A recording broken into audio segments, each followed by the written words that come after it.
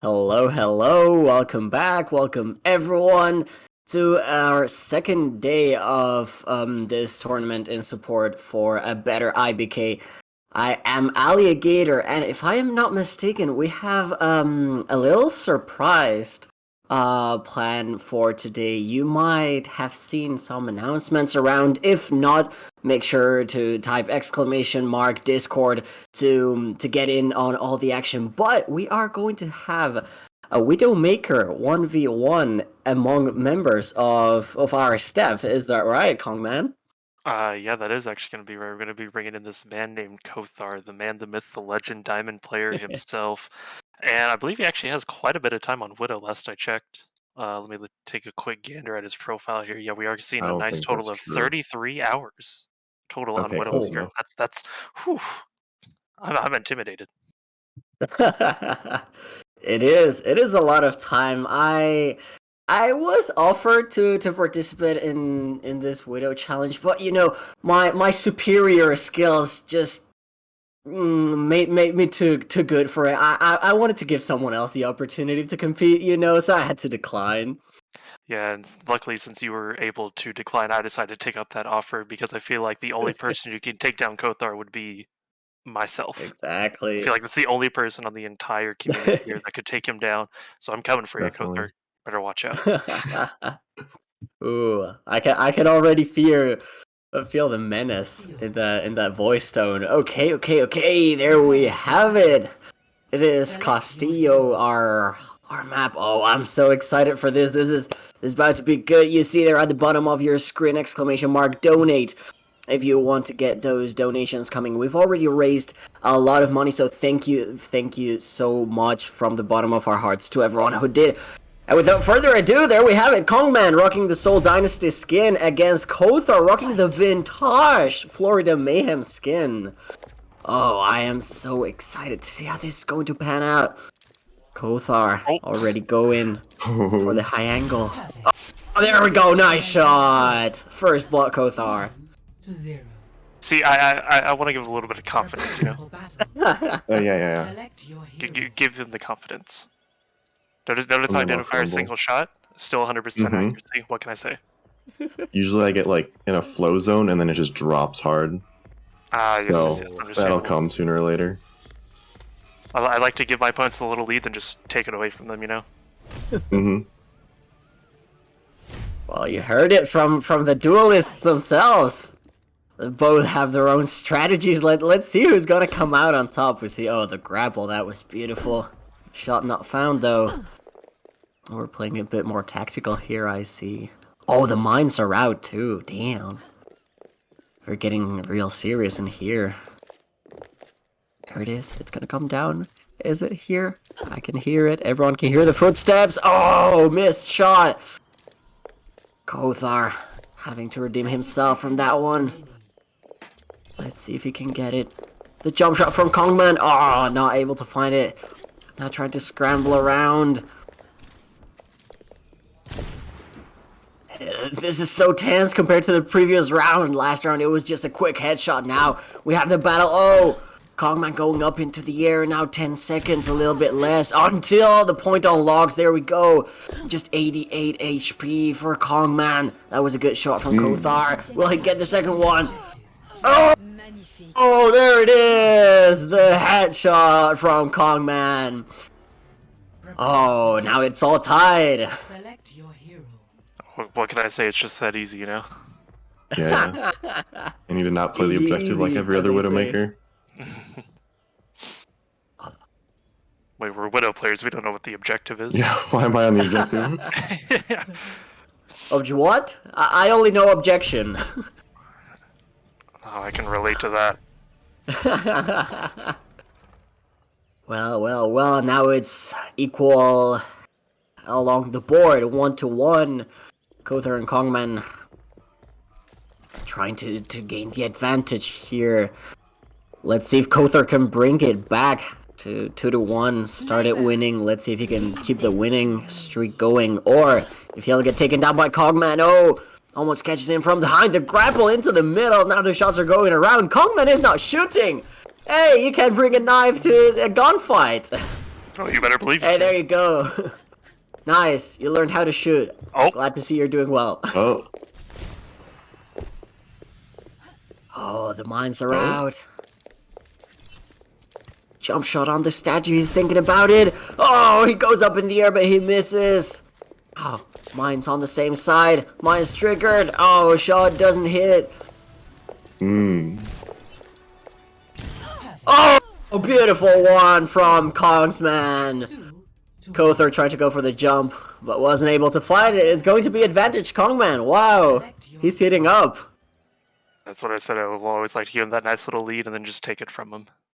okay, so it's 1 point lead now. Hey, let me have this Ooh. 1 point lead. I need this confidence boost.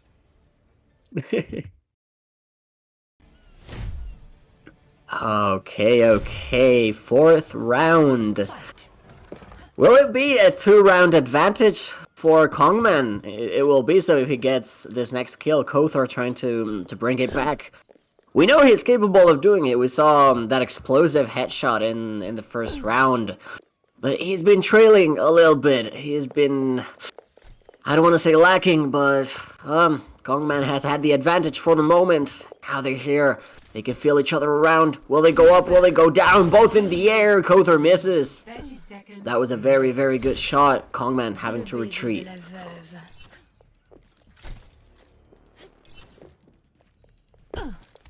Here it is. You can feel it coming up in the air goes Kongman and doesn't get it. Just trying to see where his opponent was. That's very good tracking from both players. They're following each other around. I don't think Kothar knows where Kongsman is. He tries to grapple away, though. His position revealed. Oh, there we have it. Capture point unlocked. Have to contest if you're Kongman. Kothar already playing that objective that we know doesn't exist. And is it in? Kothar trying to find it around the statue. Oh, who will be the first to draw blood? And will we have more than one shot here? Be effective. Kothar trying to get around. In the air goes Kongman, but still no one can hit any shots. And since they're both in the point, there is no capture progress being made. They have to be careful, though. The longer this goes on, the more prone they will be to committing mistakes. Now Kothar trying to stand just on the statue. Maybe that alternative strategy will be what they need. But it's not quite there yet. Capture going the way of Kothar. Kongman has to be careful not to go up in the air more than he should, cause he doesn't contest when he's flying. Yes. Oh, there we see. Capture progress not made for Kothar, though. Oh, it's ring around the rosy, and now the shot misses. Kothar almost had it. Another headshot. No, it's not there. Kongman now. Oh, he steps out of the point. That could have been disaster, and it ended up being disaster. Kothar gets his second round on the board. It's 2-2 equal. Prepare for battle. Nice shot, nice shot. Yeah, nice jump. Thank you, thank you. It didn't really grapple where I wanted it to, as you saw, it went to the far ledge and not the statue. It really looked like you just swung around the statue. Thank you, thank you. I'm a half Spider-Man. Yeah. Oh, any of you two watch the movie already? No, not I yet. am not. So we're all waiting for it, but it is not about Spider-Man right now. It is about Widowmaker, and it is about Kongman, and it is about Kothar, and it is about who will get first to 5. Oh my god, Kothar with a quick kill. That was filthy from him. That was really aggro. Yeah, I wasn't expecting it almost. I figured if I would be in your face, you wouldn't expect it, but clearly you came prepared. It was close. Well, you hear those strategies from both players. It is Kothar once again gaining the advantage. We'll have to see if that one round proves to be a curse for him. We saw it at the beginning, 1-0 up, and then he dropped to 1-2. So maybe if Kongman gets the victory here. Okay, Kongman. Yeah. Question champ. No, it works. Okay. I won't say anything. But this is a very curious strategy from Kongman, to say the least. you. Oh, the shot from Kothar. Does he know? Oh, I'm pretty sure he knows. I know. Oh, he knows! He knows! We heard it from the player himself. He knows. Oh my god, we almost had a very cheeky duel there, but it is not going to happen, at least not this round. 10 seconds for the capture area to unlock. Some shots being thrown around, but nothing real for the moment. Now, into the area goes Kongman. He's going to have the advantage, but Kothar doesn't let a single point of that capture bar take. It is now ring around the rosy, or ring around the statue, more like, for both players jumping around. I had to reload. Oh. No 10 frames, 100 ping. Who will get it? Oh no! Kothar missed! Whoa. I was on your head. Almost on top of Kothar. What is Advanced happening? strats. There we go. Oh, Kothar gets it. Oh, that was. I don't know how to describe that. Both hit body shots, and I don't know. They almost went on top of each other. What happened there, guys? It was very personal. My personal space was. He went into it. Couldn't have that. I grappled, had the high ground, literally on him. Didn't play to my favor. He correctly positioned himself where my grapple was ending. Good play by him. There you go, recognition on both sides. But it is going to have to be recognizing the strategies for Kongman if he wants to have a chance at this. Because Kothar already at 4-2, he is at match point. Will he take this staff with a 1v1? Or will Kongman be able to bring it back? This is potentially our last round. We could go as far as 11 rounds. This is the 7th we're playing, of course, in this tournament in support of a Better ABK. If you want to donate, Kothar wanted to donate one of those shots. Exclamation mark donate. Will it be exclamation mark kill here for one of these players very shortly? There we have it. Confrontation almost happened. Shots thrown around, but I don't think the players know where each other are quite exactly. 10 seconds until the capture area is unlocked. Now they know where each other are. They're through the wall. I'm retiring after that shot. That was a beautiful shot. I didn't even know if you could see me. I don't even know if you saw me.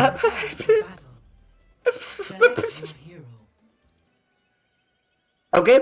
Ladies Yeah, I guess we're done. Shut down the stream. Yep. It's over. Ladies and gentlemen, my name is Coman21, and I'm retiring my Widow 1v1 career after that shot. Oh, the flick! Damn, Kongman with the skills. Beautiful replay right there. Oh my god, Kongman. Living to fight another day, but still match point. We hear that announcer there, Kothar. Looking to draw that blood that will give him the title of champion of Widowmaker 1v1. Oh, he had the high ground. Oh, there we have it. There it is. The shot is there. And Kothar will take the victory. Congratulations to both players. GG's. Any final words? GG's and well-deserved for the play of the game, man. Yeah, GG's. It was fun. Oh, this is the last round. Yeah. It is. Yeah, I had no idea where you were. Doesn't even show it. Doesn't even. Oh, that's great. Well, those were some very, very beautiful shots from both players, of course. Kongman, it just wasn't meant to be, was it? I mean, it is what it is. I'm a Symmetra player. I'm not a Widow player. You know, going up against Kothar, who has 33 hours on Widow, like that's just intimidating in and of itself. Don't look at my profile.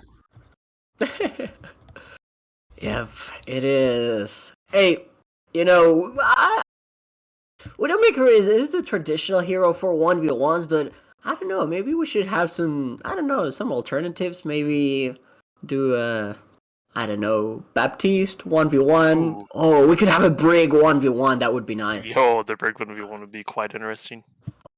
Or Lucio, maybe? You got like Brig, Lucio, you know, Zen would be fun. Oh, hammer Zen only. 1v1 would be amazing. I've always been a defender that the best sniper in the game, it's not Ashe, it's not Ana, it's not Widow, it is Sen. And whoever disagrees with me, I'm ready to fight. I'm ready to throw some I mean, orbs. Head. but I want to say Torb's primary fire is a pretty good sniper rifle as well. Okay, fair enough. We'll take that one. We'll take that one. We take those.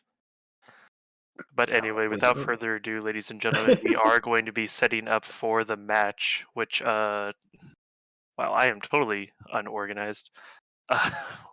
Okay, so our Don't match is worry, actually it going to be happens. against yeah, clicked on the wrong tab. Yep, we're going to be getting ready for our match between Friends and Pals Esports and Period T.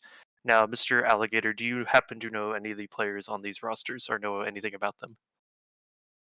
Unfortunately, I haven't been able to follow this tournament. I was quite busy yesterday. Final season is around, so Oh yeah, gotta get that's those true. study hours in. So, I mean, the good part is that I don't know about you, but I'm into this match with a clean slate, no bias. I don't know anything, so I'm just hoping to see some great Overwatch in here, and I don't know, surprise me. To the teams I say, surprise me. All right, well, I am pretty sure we are going to be having a pretty great match because yesterday I was able to cast the Friends and Pals Esport one, and this is currently in the winners bracket, and Friends and Pal is the second seed team at the moment. They have won all of their games 2-0, but so is Period T, so it is going to be interesting to see what exactly is going to happen between these two teams. Both rosters are just really, really clean, in my opinion. Yeah, well, I mean, if both teams are here with such a perfect record, it's gotta be for a reason. I haven't watched it, but I can already tell they are going to bring the heat. As soon as we can, as soon as we get the okay, we'll probably be diving into that lobby. And you said you know those players. Who do you think is the standout, the one that we have to look for? Give me one or two on each team. Definitely looking at on both teams. Like I, after watching Friends and Pals, I know that Free Knock and Joey are two. Sorry, Free Knock and Joey. Yeah, those are two really good players. Even with the side of Lambent, those are. I know you said two, but I'm gonna go three on Friends and Pals. But look at Period T. I know Interstellar and Burb. Those are just two really good players. Just on the side of Period T. But without further ado, I have gotten the go ahead that we are going to be jumping There we into the map. go. And round one, it appears we are going to be going to Nepal. Now, I want to ask, what is your opinion on Nepal? This nice, beautiful King of the Hill map. I don't. It's not my favorite control map, but I don't dislike it either. I think control is one of the best game modes. I think if not the single best one, I think hybrid maybe has a shot at that. But it is amazing because you get these maps with three very different points. We're going to go into village for that one. Oh, we're going to go into the lobby. It appears. Doesn't matter. Right. Technical problems. It happens. But yeah, you get those very three different points. You get the chance to see many different compositions. You might want to play maybe Roadhog or Lucio if you're playing in Sanctum because you have that very big well, and maybe you want to play Boop Central or maybe even Orisa with the Halt. Then you're playing Village and May with those walls that are the perfect size to block the doors of entry. Could be a very interesting pick. So the tactical side here is I think is the one to watch in Control at least. We'll see later as we go into the series. But starting off, it's going to be a fight of tactics for me. Yeah, and I definitely want to say that one thing I love about Nepal is you can just run so many different compositions on it. Like if you look at like other maps, say like Watchpoint Gibraltar or Kings Row, there's kind of like a defined meta that you play on both of Yep. those. But Nepal's just one of those like super flexible maps. Like you said, you can run May, you could run Symmetra, you could break out the Torb if you want to, and it's just every hero is just super balanced on Nepal, which honestly, like I want to say it's a good contender for best map in the game. Oh, most definitely. Uh, Best map in the game. I would say it depends on whether you want to rank different maps in different modes together because I don't know, maybe this is just personal preference, but in terms of control, I have Ilios and Oasis above Nepal. I'm But personally a it's big big fan of Lijiang whenever we're looking at King of the Hill, but Nepal is just one of those maps all around. Okay, so now that we're Lijiang, I actually, think is also better than Nepal. yeah, It's and control maps are just so good. yeah, and now it appears we are going to be starting the map here after a slight technical Oh, difficulty between Friends and Pals in period T, and it appears we're they actually going to change be on points. Shrine. Oh, and nice little pause here. Another quick It little happens. It technical happens. It difficulty. happens. Hey, there must be some kind of sombra running behind the scenes because I don't know what's happening, but the feed is being taken down time and time again. In the meantime, we're gonna take a look at those donations. Highest donation today, J Repa.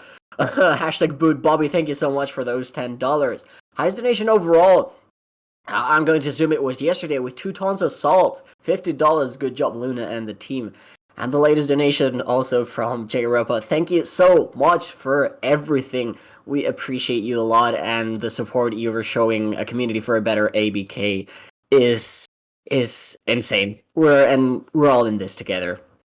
Yeah, and I believe the current total as of today and yesterday, the grand total right now is currently at $833, unless I get another quick little update on that total. But $833 is still, I actually just heard the nice magical voice in my head tell me, yes, that is correct.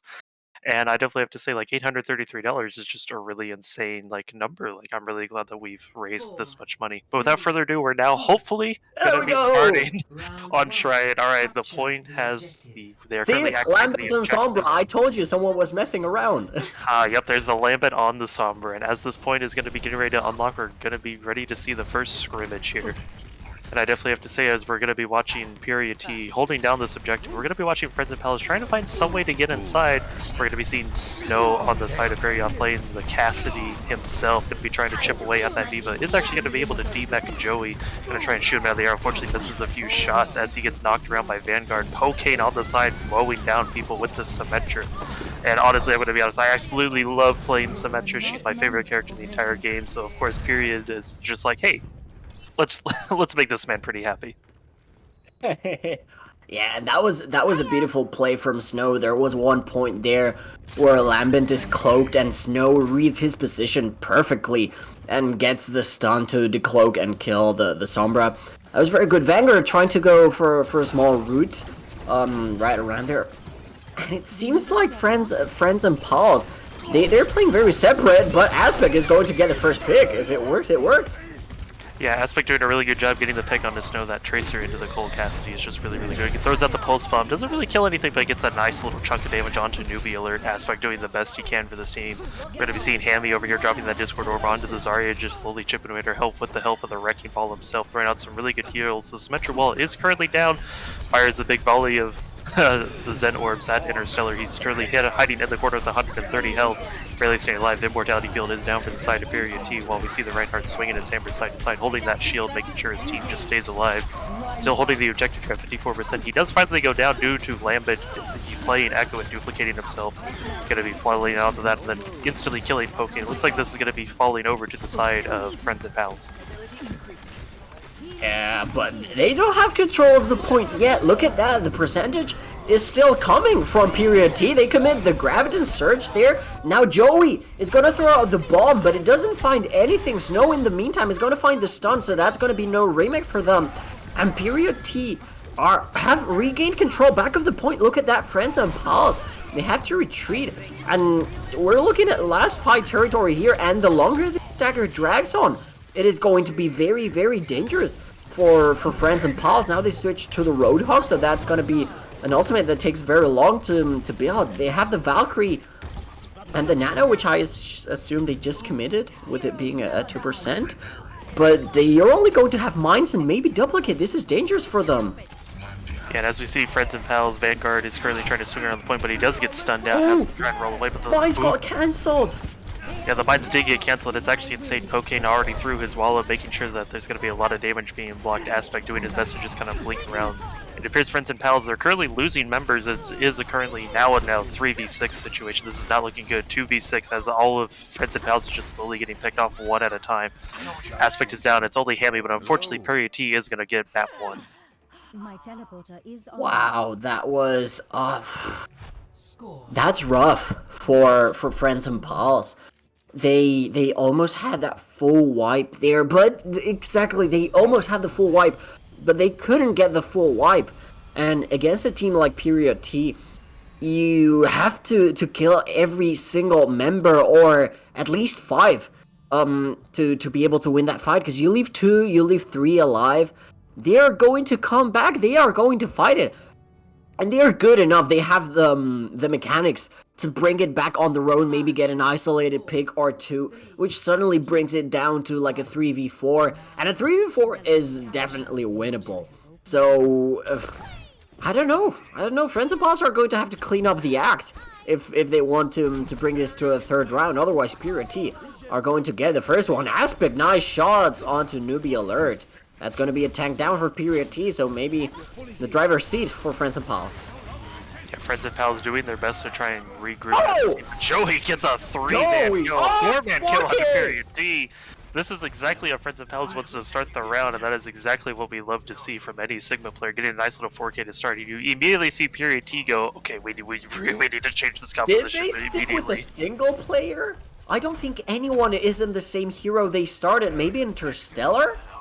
But no, if you look at those, if you look at that ultimate charge, everyone changed who they were playing. So Friends and Pals forced an entire team swap, and now Period T is even at a bigger uphill battle with the ultimate charge. Yeah, it's going to be very, very hard for them. Luckily, they can build Shatter fast, probably, if they can combine it with a quick bomb too. It is going to be hard though, as Vanguard gets the first pick. They're already 1 DPS down. Yeah, it is going to be interesting. We do see Vanguard swinging around, running into the side with that Mei ult. Pokein is going to be freezing up into the ice block just to attempt to try and stall the point a little bit, but unfortunately his team is dying around him. Friends and Pals doing a really good job holding on to this objective, already up to 40%, and Period T doing the best to run away. Interstellar shakes the mech back and forth, and now here comes the Baby Diva Stagger that everyone knows and loves, unless you're on the side of Baby Diva, but he does actually get to wander out, so now it's just, did he get that ult charge? Looks like he's just gonna walk all the way back to spawn as a little tiny Diva, change characters back into Diva to get that remake. Yep, there's the change into ball. There we have it. Oh, Dragon Strike is out. He's gonna stay on ball. That Dragon Strike was very premature, and it was angled a bit high, so I don't know what they wanted to achieve with it. Aspect and Vanguard, though, combining for 2. Free knock gets a 3rd one. Joey committing the Gravitic Flux. This is a lot of ultimates, but it is going to be a team wipe as well for Friends and Pals. They're almost at 75% and counting, so now taking into account respawn times, they're going to be sitting at a pretty 85 or so, which is the last fight territory no matter how you look at it. And it is ultimates almost coming up for Period T. So let's see if they can combine that beat with the Shatter that's coming up. Oh, but the Shatter from Vanguard comes in first, gets Pokein. This could be disaster for Period T. Yeah, I definitely want to say Lambert is doing an amazing job on the Mei, but unfortunately they do get shattered. Immortality Field is thrown out from him. He's doing a really good job. Freenock doing the best to take out the opposing one. And Joey gets a double melee kill. Like, you thought he was good at just throwing the little tiny balls at everyone. Now, whenever his fist is in your face, 2 people are going to go down.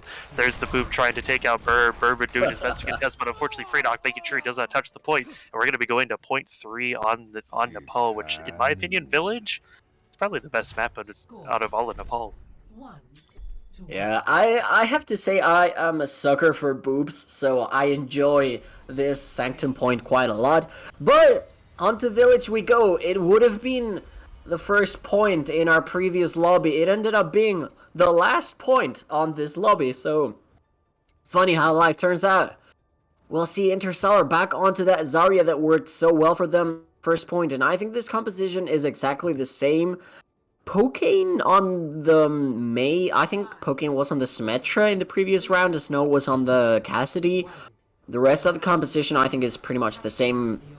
Friends and Pals, they're sticking with pretty much the same that worked for them in Sanctum. If it's not broken, why fix it?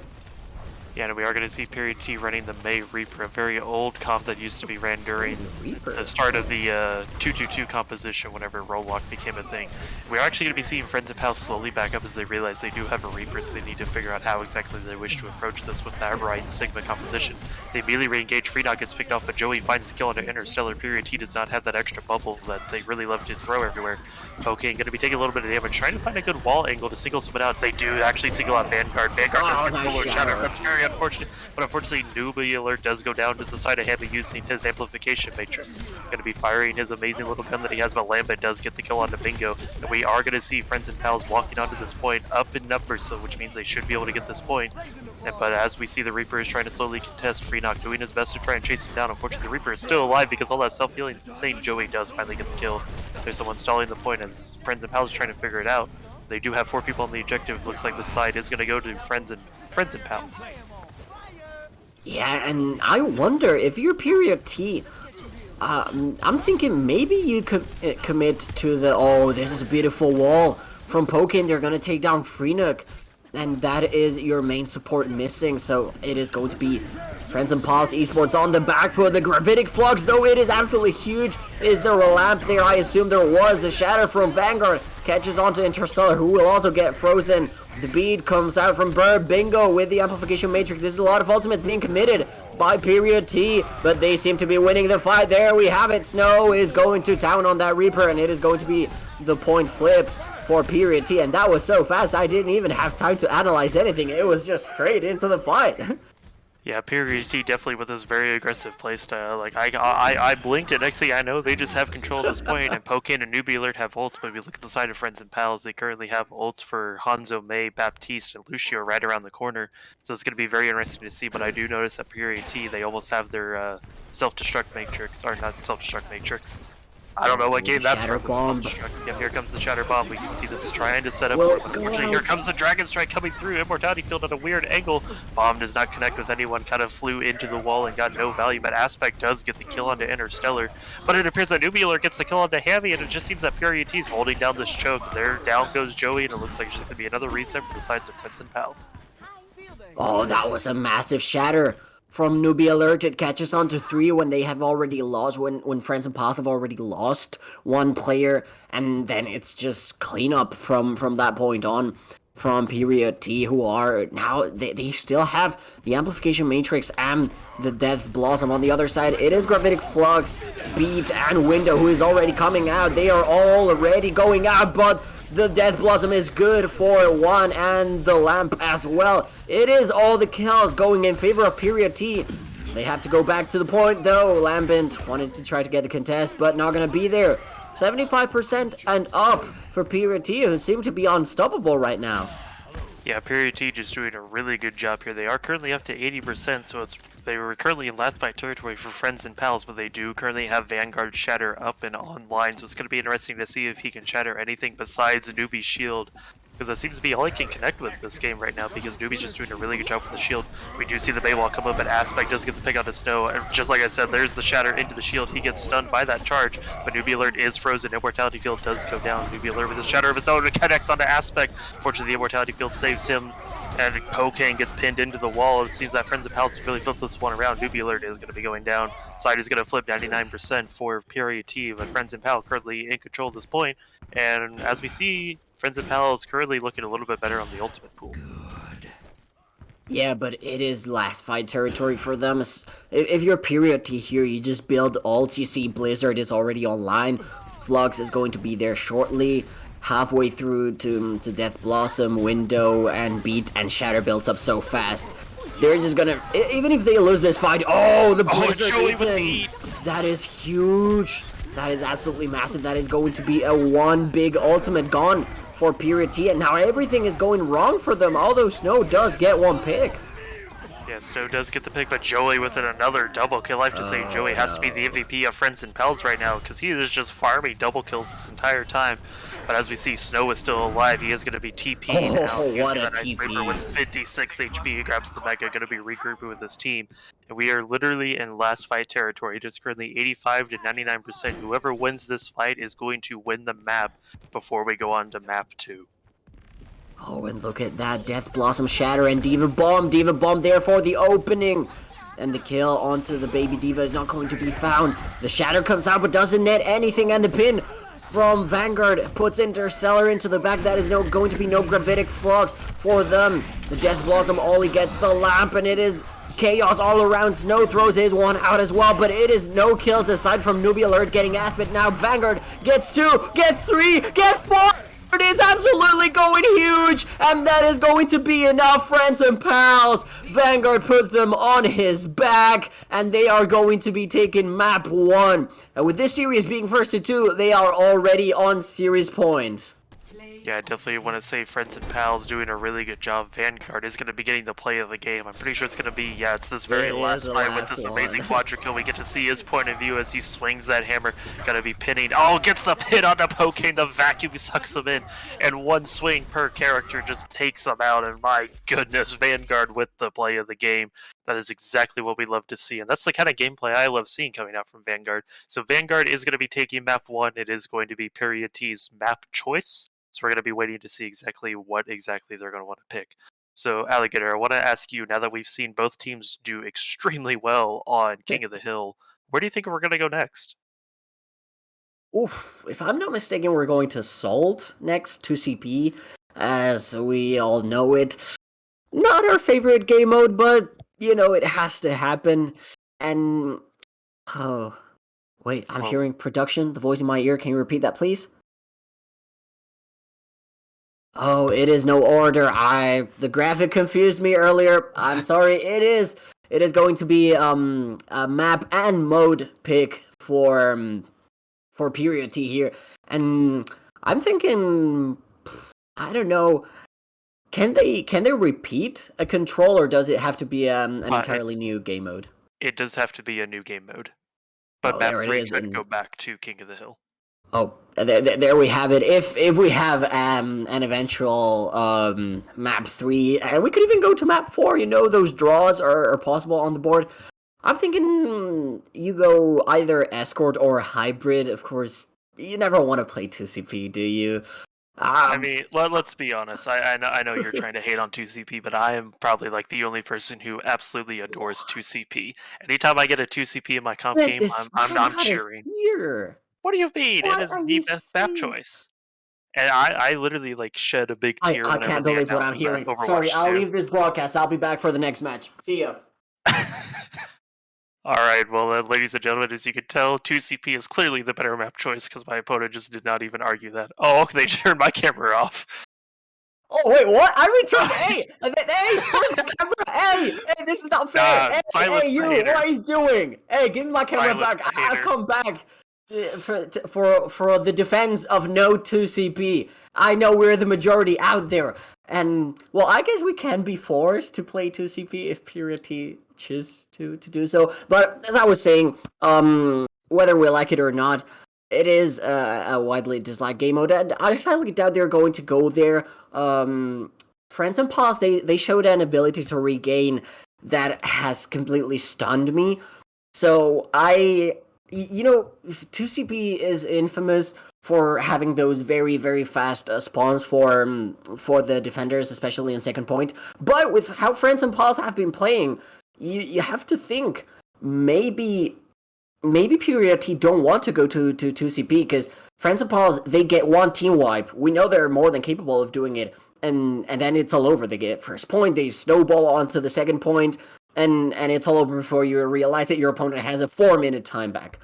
You don't want to be in that situation, especially because of how difficult it is to play those maps. So I'm thinking hybrid or escort. I am partial to hybrid. It does have some, I think, better maps. You have Eichenwald, you have I'm blanking on hybrid maps. You have Screams Row, of course. We all love it. And on the other side, the escort maps, you do have Havana. You have Rialto. We love Rialto. You have the well-respected Rialto. You have Route 66. Ooh, yeah, I don't know. I'm partial to hybrid. Not gonna lie. Yeah, I definitely have to say order the map pools would go for B. We go 2CP, King of the Hill, hybrid, payload. Yep. Oh, we're receiving confirmation. We have a map. What will it be? Drum roll, please. There we have it. 3, 2, 1. It is Eichenwald. There we go. You'll have to see it. Alright, and we can clearly tell that everyone just appears to hate 2CP for absolutely no reason, when it is in fact the best map choice. I actually don't believe we've had anyone pick 2CP in this entire tournament. Makes me want to make a tournament of just 2CP. Doesn't that tell you something, my friend? Doesn't that tell you something? Means everyone loves it too much that they don't want to lose on it. Okay. Yep. Fair. To all reasonable people out there, you know how it is to deal with 2CP lovers, so we won't talk about that more. We see Friends and Pals got that first victory in Nepal. Oh, now I just realized it's Friends and Pals, and it is Nepal. Of course they won. It was their map to win.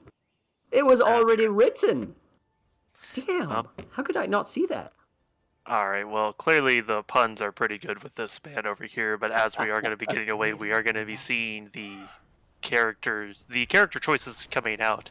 And I definitely want to point out that Lambert playing Mei. Did you know that Mei's actually like the best character on this map? I don't really know, especially with how well Aspect played earlier. Wait, did Aspect play Mei? I think Aspect played Mei at some point. He was also flexing on that Cassidy that we're seeing right now. He was also on the Reaper when they forced them the change. I don't know. I want to see how it fares. Very different compositions. We'll look at that. Cassidy, Mei, Ryan, Diva, Lucio, and Bap from Friends and Pals. Cassidy, Tracer, Ball, Sigma, Ball, and then Zen and Brig. Those healers, I don't think they're the best suited for this first point. I mean, it's definitely going to be very interesting because Vanguard already at 24%, and it appears they're just going to be walking forward, and there's the Mei play I'm talking about why Mei's just so good on this map. And Vanguard is going to notice that the Brig is caught out on her own, and it's just going to be swinging that hammer, and the team's going to collapse on her. Somehow Brigida's still alive because it's just Brigida doing Brigida things, the GOAT herself with that skin. Bingo going to be doing his best to try and find any pot shots that he can, and it appears that there has been already a little 64% of capture point onto the objective. Friends and Pals just kind of forgot about the objective while pushing forward. Burb doing a good job capturing that. And now it appears Friends and Pals is slowly trying to force them out, doing the best they can. And we're already down to 3 minutes, and there's a shatter coming out from Vanguard. Knocks down 2. Aspect cleans up with the double kill. Someone's trying to cap the point again. It is, in fact, the Tracer played by Pokane, but Aspect. I look back at the kill feed. He's killed 4, but Snow gets a double kill. This is just kind of turned around. It's now Snow kills Aspect, so the carry's gone. With 42 HP, he does have to retreat, but the Cassidy is doing the work right now. 65% on the side of Snowball. Aspect currently has the high noon somewhere in the world. It is going to be interesting to see when and where he's going to be using it, but the amplification matrix does come out hammy with a perfectly timed immortality field. Snow does immediately take it out. There are the mines coming out from Burb. Aspect tries to ult, but does get the kill onto Bingo. It appears that Brig is trying to just swing that flail back and back, but Lambert gets the perfect peel. Seems that there's just like 5 fights going on everywhere, as Interstellar is going to be slowly picking up, gets the kill onto Aspect, but dies to Lambert. And there's still a fight on the point. Snow's currently staying in the mines, unfortunately misses a few shots onto Lambert, but does capture the point.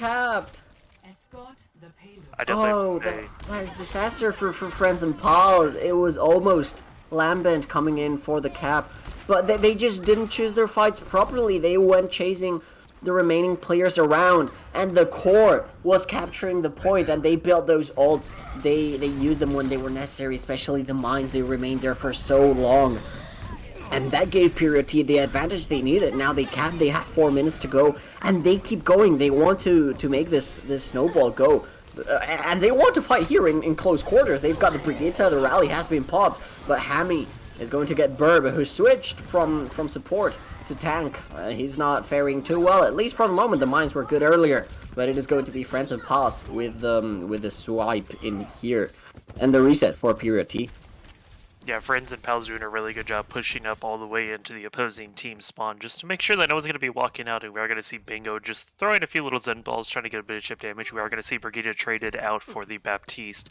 Honestly, just really good pick here. I do like Brigida, but unfortunately with the composition Period T was running, it just wasn't doing all that well from what I noticed. But now we're going to be seeing Period T walking back. We do see the Gravitic Flux on the side of Interstellar going to be shielding off that amplification matrix. The Mei wall does come down for Interstellar. Oh, and Lambert with the perfect timing on that ice block as the beat does come out from Freenox. Oh, wow. Oh my god, Friends and Pals just absolutely cleaning up this fight. Unfortunately, there is no mech kill from the side of Joey, which is everything that we're going to be looking for in this match, because that's just the best part of playing D.Va now and then.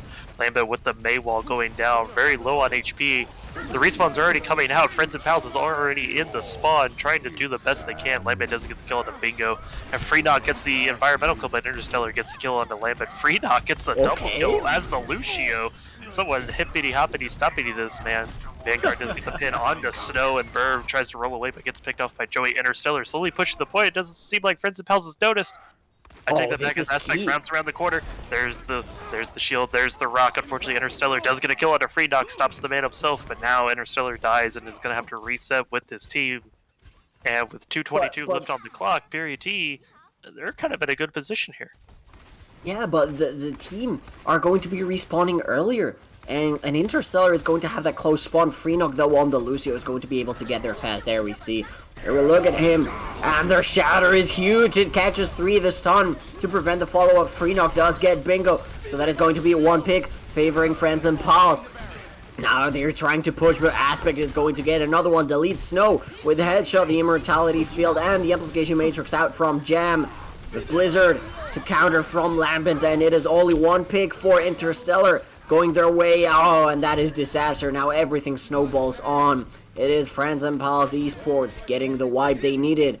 And with 1 minute and a half, a little more than 90 seconds to go, Period T are in a spicy spot, to put it nicely.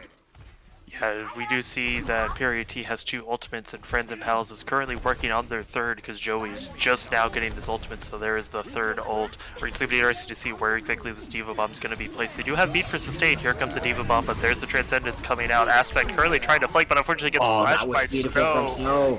Snow doing a really good job. He has a high noon ready to pop it, and there's the pop looking for anything, trying to find Freenok, but Freenok knows hide away in the corner, make sure that Cowboy does not see you. Wall comes out. We're going to be seeing the Riveting Flex lifting 2. It is both of the supports. This is tragic for Friends and Pals as both of the supports go down. Mei doing the best they can to stay alive, but unfortunately Snow is going to pick off Vanguard. Lambent is going to die to the side of Bingo. And unfortunately, it seems that Period T is currently going to be pushing this point with 40 seconds left. Friends and Pals is going to have plenty of time to respawn and hopefully flip this back into their favor. Oh, Joey gets staggered. That's going to be a key piece missing. A key piece, sorry. And I think they're going to take it at least to the bridge. If they stay together, they're definitely going to have this. But look at that, on the top bridge, on the other bridge, is already Friends and Pals. Most of their core, they were killed earlier, and they have respawned. Now the Amplification Matrix is going to be walled by Mei. And if they keep pushing this card, they're going to get in. Now an Amplification Matrix of their own from Jam, but it is a kill from Aspect. Now Vanguard throws himself off the map, and he got 2 with him. That's both tanks gone. And huge plays from the main tank from Friends and Pals. They're going to stall this push right short of the second point. Time runs down, and it is Friends and Pals stopping Period T at 118.05 meters. Yeah, Friends and Pals doing a really good job. Like I said, they had plenty of time for the respawns to help stop that before the objective was captured, and Friends and Pals just executed that perfectly. We are going to be seeing the replay here as we watch Jam die in the Blizzard, and there's the charge from Vanguard, knocking off both Burv and Interstellar. That's exactly what we love to see. Freenog did get an environmental kill onto Poke, and I did unfortunately miss that. And that was just really beautiful to see. And as we see with the 10 seconds left before the heroes unlock, I wouldn't be surprised if we see another Mei, because like I said, Mei is just so good on this map. Yeah, it is. It is very strong. I'm surprised we haven't seen any Torbjorn, because, you know, sometimes bunkering down with that turret on the side, it is exactly what you need. It is true that it is not Friends and Pals style, but having that turret away from your team to distract the enemies, to force them to focus either on the turret or on you while you put in an insane amount of damage from the other side. It is a good strategy, I think, on this map. I've seen it work at very, very high levels. So, I don't know. We'll have to see these two teams whip out. It is the good old composition we saw before. Bingo and Jam have swipe positions. Now Bingo on the Bap and Jam on the Lucio. The rest remains pretty much, well, no, I was going to say pretty much the same. No, Interstellar and Burb have switched to the Ryan Diva. That seems to be working better for them. On the other side, we had Aspect on the Doom, but that was just a spawn thing. And Joey already has a kill. Yeah, definitely, as we saw the nice little wall up, and Pokane just didn't know what to do there. Lambent getting that double kill already. Gonna be dropping down onto Snow, and he's gonna get picked up. Aspect does get the kill on the Burb, just kind of farming away that D.Va is gonna get the D-back, trying to shoot out the Lucio, who's jumping around the point. He's gonna get away, which is a little unfortunate, but we do see Aspect doing the best he can here with the Gunslinger himself. Does unfortunately miss the Lucio, who gets away. And with just 40 seconds gone, Friends and Pals, they've already taken this objective. And with 5:44 on the clock, they have 118 meters to go. Definitely want to say Friends and Pals decided, you know, you guys pushed it too far. We're going to show you how to push an objective. Oh, that is just so quick for the first point. Now we see here the fight. I guess it's a stagger fight. It's not even an established fight. Friends and Pals, they've built ultimates so fast that they're just going for it, but they're being countered. Now Period have built ultimates of their own. The sound barrier comes out, the amplification matrix was also there, and just with those two ultimates, they've been able to more or less bring it around. The Blizzard comes out from Lambent and gets Burb, though. That is dangerous, and Jam trying to get into the action is almost going to get killed. There it is. Lambent finds the kill, and they turned it around. That was very scrappy. That was very weird. Aspect using the Deadeye to get Interstellar, and I honestly don't know what just happened. Yeah, I mean, I definitely want to say, I definitely want to say I'm kind of glad you took over there, because there were like 5 different fights going on, just one fight immediately into another. And it just seemed like everyone just wanted to take a nice little 1v1, but moving on, we see the amazing welcome up from Lambent. He just interrupts me with just another amazing wall. Once again, Period T does have 5 ultimates. They are currently using a lot of them, while Friends and Pals is just banking them slowly. They are going to slowly just get a nice little free, easy team kill, while Freenock is going to try and do his best to jump away. A little bit of HP, not too much, but Snow does get the pick off. So we're just going to see a full reset from Friends and Pals. Period T did use 2 ultimates. Friends and Pals still sitting with 2. Currently on their way to 4 ultimates. It's going to be very interesting with 4 minutes left on the clock and only about 40 meters to go. What's Friends and Pals' game plan here? Oh, it's just so devastating. You know, you see Period T getting the team wipe, and then you look at the time clock. You need to wait for another 4 minutes. You have to hold time and time again, and as you mentioned, with the ultimates piling up from Friends and Pals, this could be disaster for Period T. The D.Va bomb into the backline is going to get jammed, so that is no sound barrier being built. Nothing from Interstellar. It's D.Va bomb. The shatter is huge from Burb. He is going to get the job done now.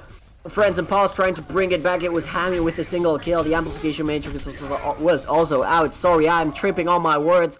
And it is Snow tripping the legs of Friends and Pals, who are going to be slowed down once again, and they used all of their ultimates. Yeah, was very unfortunate that they had to use all of the ultimates, but we do see Period T, the Cassidy does now currently have his high noon for this next fight, while Friends and Pals are doing their best to try and get their Blizzard and their own high noon. There's actually the high noon coming out from Snow, but unfortunately the Bay Wall, oh, he jumps down and gets Hammy onto the opposing team's Bay Wall. This is actually insane from the side of Snow, as he just kind of farms the opposing team. Friends and Pals seems very disorganized with 2:50 left on the clock. It looks like it's just going to be another quick run back into spawn and reset. Lambert just has to jump off the map to reset with this team, and as we can tell, both teams have Blizzard up and ready, so it's going to be interesting to see how Friends and Pals is going to want to try and get back onto this objective, because Period T holding this high ground, this is kind of dangerous on Eichenwald. Yeah, you look at that ultimate economy, it's Bingo and Jam almost with theirs on their own. Oh, Pokane! Oh no, Pokane! Oh, they got caught out. Now the May wall to freeze everything in place. Pokane is going to go down though. Oh, this could be disastrous for Period T. They were holding on so well. Will they be able to do it more? It doesn't look like they're doing it. But Bingo, I am a doctor, but he's taking the plunge into his own hands. Yeah, I definitely want to say this is just kind of a weird fight that we just experienced, because I don't know if you noticed, but Vanguard just walked right past Pokane, didn't even notice. It was actually Joey who just had to throw up the defense. Yeah. You can tell his team that he was hiding in the corner. I'm sure Vanguard's kicking himself for not seeing that, so they could kill him faster, but Jam is currently trying to run away as the Lucio. Does actually get a way to regroup with Pokane, who's already respawned. Unfortunately, it seems that they're slowly pushing the card onto the bridge. This is exactly Jam's time to shine, but unfortunately, he's currently respawning at the moment. Amplification Matrix comes out for the side of Friends and Pals. Unfortunately, Hemi does go down. Aspect gets the high noon kill onto Bingo, so both of the Baptistes are down. Laneback gets skill on his toe. Here comes the Diva Bomb floating up and over. Only kills off Jam, but that's very unfortunate for Jam. Burb is going to be going down. It seems that Friends and Pals is just doing their best to clean up this fight so they can win this 2-0, stay in the winner's bracket. There it and is. Friends and Pals is going to be winning this series 2-0 over Period T. But I do want to say congratulations to Friends and Pals for winning this. But Period T, it's not over yet. You are going to be falling down into the loser's bracket. There is still a chance to win. And obviously, I want to say that this team has a big chance of running it back as Interstellar gets the play of the game with this amazing Gravitic Flex double kill onto both the supports. I mean, just look at that. Yeah, that one was amazing, especially because it was such a strategic play. I wanted to talk about, but then that super chaotic fight broke out, and we didn't have the time to do it. I say that super chaotic fight as if it hadn't been super chaotic fights all game long, but it was beautifully done strategically because you have that arch and you have Snow pushing in with the high noon in there, trying to force all the team from Friends and Pals into that small corner. And then Interstellar, who has that gravitic flux, well, he is building it while the high noon goes off. The high noon doesn't get anyone, but it's not necessary. As soon as everyone is piled into the corner, it is just free reign for Period T. They get the gravitic flux off, they get both supports, and the rest of the team is going to town. Friends of Pause, they do get a couple of kills in that situation, which is not ideal for Period T. We saw it there in the end. They lost a lot of time. They couldn't get the push. But tactically, that was one of the most beautiful plays I've ever seen, even if it went wrong at the end. A bit wrong. Yeah, unfortunately, it did go a little bit wrong for them at the end. But of course, like I said, it's not over for Period T yet. They are going to be falling down into the losers bracket. Let me try and find the losers bracket. Yeah, so they are going to be going up against Natters Platters, which I was actually able to watch them play yesterday. Unfortunately, they did lose to Tengu's JJ's crew, who is currently in the winners bracket. But definitely want to say Natters Platters looks like they're going to have a really fun time playing against Period T. Both teams are going to be really good, so it's going to be interesting to see which team's going to come out on top, because I personally believe either one of those two teams can easily come back and just win this whole series. Yeah, it is. It is definitely going to be very interesting. I haven't seen that other team yet, but Friends and Pals, they've come a long way just in this series. It was Period T who won the very first point of control of King of the Hill. In a quite convincing fashion. Friends and Pals, maybe we were already dismissing them, but they regained. They got that second point quite convincingly themselves, and then they bring it back in the nick of time in the third point to snatch it away from Period T and get that first map win. Sorry, and then it is a straight rollout from there on. They go on. They get a wonderful defense on Eichenwald. They absolutely storm the capture point, and then the push. It just feels inevitable. It was a valiant effort from Period T. They narrowed it down to almost just a minute and a half, I think it was. But in the end, France and Pals, they were too strong. I can see them making a deep run in this tournament. Yeah, and unfortunately, the steep run for the end of the tournament, I will unfortunately not be able to be here for. But we are going to be bringing in the man, the myth himself, the Juggle God himself. Probably one of my favorite people I've ever worked with casting. My name is BigCogman21. I will be stepping out here momentarily. Make sure you all follow me on Twitter at Cog_man21. But don't go anywhere, because we're going to be coming back pretty soon with more juicy content. And make sure you click !point donate, because if you donate and you won, we'll even shout you out on stream. And hey, that's what we'd love to see. So we'll see you guys here in a few minutes.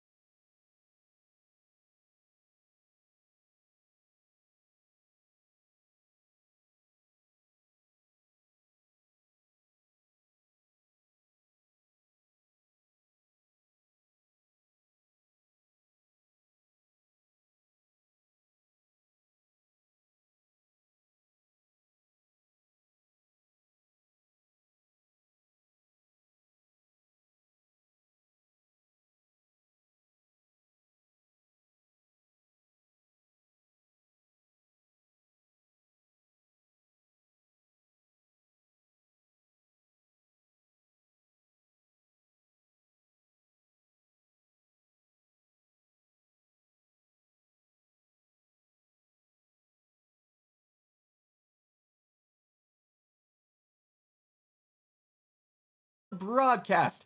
My name is Warren Juggle God Hammond and joined tonight by Alligator. How are you doing, my friend?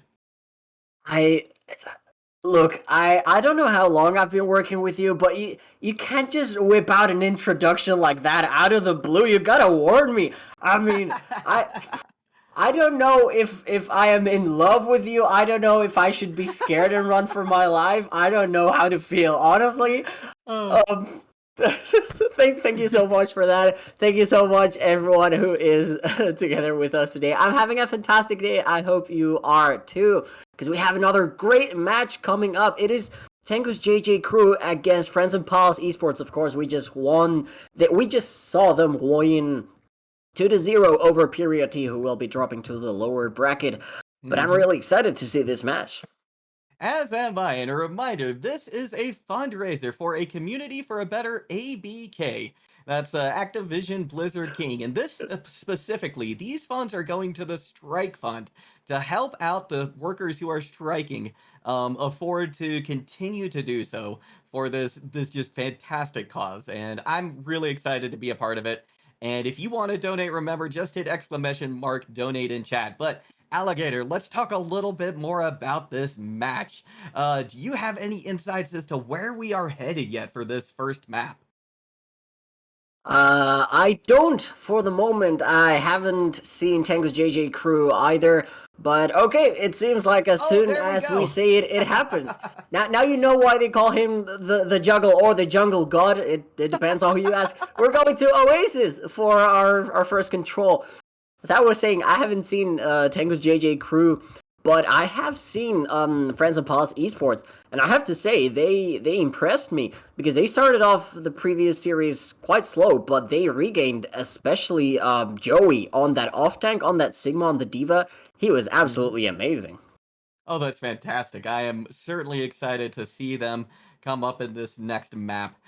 Oasis, fantastic map. Love this control center point. Lots of different compositions you can see run out here. Depends a lot on the sub map as well. Yep. I was talking with Kongman earlier. I think Oasis is one of my favorite maps because it is so varied. It's just Control is probably the best game mode. You said it yourself. You can run so many compositions, but Oasis, it's just on another level. We see we're going to be going to this city center point, which is one of the most curious. You know, you have that side jump platform that allows you to get to the high ground more easily. There is also a big health pack in there, so you can play around that. What is that? Just look at those compositions. What? Yeah, they're a little Dude, you can't do this. This is illegal right now. But you know, there's still time to settle down and come out with something that makes a little more sense. But you never know. We are they're not changing. Charity community tournament. No, they're not changing. No, they are not. We are gonna see a Hog Diva coming out from Tengu's JJ Crew. That is very interesting. Told your Genji Hog Diva? Brigand Anna? What is going on here? I tell you what, it's going to be absolute mayhem is what it's going to be. This is going to be a very heavy pick-based composition from both of these sides. See a little bit of an engagement starting now for the Friends and Pals there. Teaming up on the left side of the screen where that Mega Health Pack is near the coast, whereas Tengus has decided to take more of a high ground approach and kind of center around main. Joey going for a little bit of a flank action right there, not finding too much, and in fact, it's going to be the DPS and tanks of Tengus that draw first blood. There is a counter pick, but it's not going to be enough, though. With both DPS down now for Tengus, it's going to be hard for them to finish off these last few kills. Look at that, Lambent slept Zav at the same moment they got stunned. It was a bit of a CC trade, but in the end, it is going to be in control of Tengu's JJ Crew. They were going to try to stagger this Wrecking Ball from Aspect, but that was a lot of damage being put into Lect. Of course, when it heals up, it is all going to pile onto those ultimates. We see the Nano Boost already there, the whole Hog, the Diva Bomb, they're almost all there, and it is going to be an ult fiesta very, very soon. That it is. You better get your old sombreros ready for this old fiesta because it is on the way right now. We see Lambent has popped that high noon to try and get a little bit of space, but Afro gets a great dash into him, takes him out before that Deadeye comes online, and it's going to be all Afro and Aster all day long. The DPS from Tengu's combining to wipe away the rest of Friends and Pals. Oh, that skin, the I don't know if it's Ice Wraith or something from the new Winter Wonderland event. It's beautiful. I hadn't seen it in game. I have to say it is absolutely amazing, and even more amazing was the nano blade that they got going there between Afro and Saf. Now they're gonna have to retreat. They use the whole hog as well, but they have the tactical visor, the Diva Bomb, and the rally. So cycle those 3 ultimates in groups of 2, and you'll never have a problem. That is true, but Friends and Pals have quite the problem at the moment. They have to find a way to crack this egg, crack open this point, and they have got a start. 3 picks come out in short succession right after Aspect pops those that minefield onto point, and now it's going to be up to the rest of Tengu's to try and squeak out as much capture percentage as they can from this possession. Yeah, it is highly unlikely that they bring it back with so many players down. Freenock takes down Afro. That's going to be the cleanup and the capture point for Friends and Pals, who already have some 5% going on for them now. They're trying to stall, and they're going to delay Lex respawn by a lot. And this fight is so scrappy, they're going on. If you're Tengu's JJ crew, at this point you just want to kite back into your spawn and wait for the enemy team to leave, and that's exactly what they're doing. And they switched to Echo. This is very curious. Afro and Aster actually moving on from the Soldier to the Tracer. It's going to be very curious to see how these 2 DPS, just changing the DPS, how it fares with the rest of the composition. That it will. Lambent gonna have a much harder time playing. Oh, wow. But there's already picks coming in favor of Friends and Pals heavily. Hammy has popped that rally as well, so that's gonna keep the remaining members of their team up while they get their respawns back together. There we have it. Friends and Pals building up the ultimates as well. They just used Rally, the armor, still on Vanguard, Freenock, and Hammy. Vanguard in the previous match was playing main tank. They have switched with Aspect, who was playing DPS before. It was a quick swap, but now we see the mines are almost there. The pulse bomb is halfway through, almost there too. The gravitic flux and the transcendence are there, and the pick onto Afro is going to be there. No duplicate being built, and now Joey with a great gravitic flux catches too. A follow-up though, not quite there. Aspect going to get grappled in, but is able to make it out, and the mines are going to take down Aster. This is looking very, very good for Friends and Pals. Yes, it is, and we are now in last fight territory. You know, Friends and Pals had to play this perfect ever since they captured the point, and that's exactly what they have done. Look at Frenak over here on the flank Yada, going in for a big kill right here. Releases those orbs of destruction, but the pulse bomb is there, and they use the Transcendence to stay alive as well. 99% now on the capture percentage for Friends and Pals. Tengu's JJ crew trying desperately to get some purchase on point, but it's not going to be in the cards, and they're going to have to go to the next sub-map to see if they can reverse their fortunes, as Friends and Pals are going to come away with this point cap. I was going to say that was a more than questionable Transcendence usage from Freenock. I don't know how that is pronounced. Freenock. But I mean, the rest of the team had it pretty much under control. They dealt with the aggression quite well. You don't lose that Senjata. It does get to your team with that increased mobility and the heals very quickly. So hey, props to them. They didn't manage to get that much damage with a flank Yada, as you mentioned. Now they're going to be swapping off to the Mercy and Vanguard back to the Genji. So that is curious. And they only need one more. Okay, Lambent on the Doomfist? Okay, this is original. But they only need one more round to close this out. So, yeah, if they manage to do it as well as they did in the previous round, I have no doubt this is going to be the last we see of Oasis, at least for this map. For this match. That is an excellent point. We've got both teams now posturing on point, but Lambent draws first blood with a pick onto Aster. Vanguard is there to follow shortly afterwards, and now Friends and Pals can start to move onto point and capture an excellent shot there from Joey on the Sigma to finish off Afro. I don't know if we can get a replay on that, but it was just so poetic to see Lambent sweeping through the field with that Doomfist punch, and then getting the pick onto Aster. Was now going to switch to the Cassidy. It was previously on the Mei. It was absolutely beautiful. If we can get that in a cinematic, it would be amazing. And Aspic is going to get Aster, and those two similar names are going to collide with the Reinhardt coming out on top with a Fire Strike. But it is still Friends and Pals pushing strong. That it is. They have such an excellent positioning right now. Doomfist trying to come in and find an angle, but they're gonna land back to safety for the moment at least. We've got a lot of aggression coming in from the Friends and Pal. They have a very forward hold coming up here, and it's working out well for them.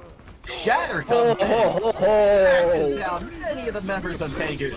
Meteor Strike thrown in as well for good measure, and that's going to be the end of this push for Tengus.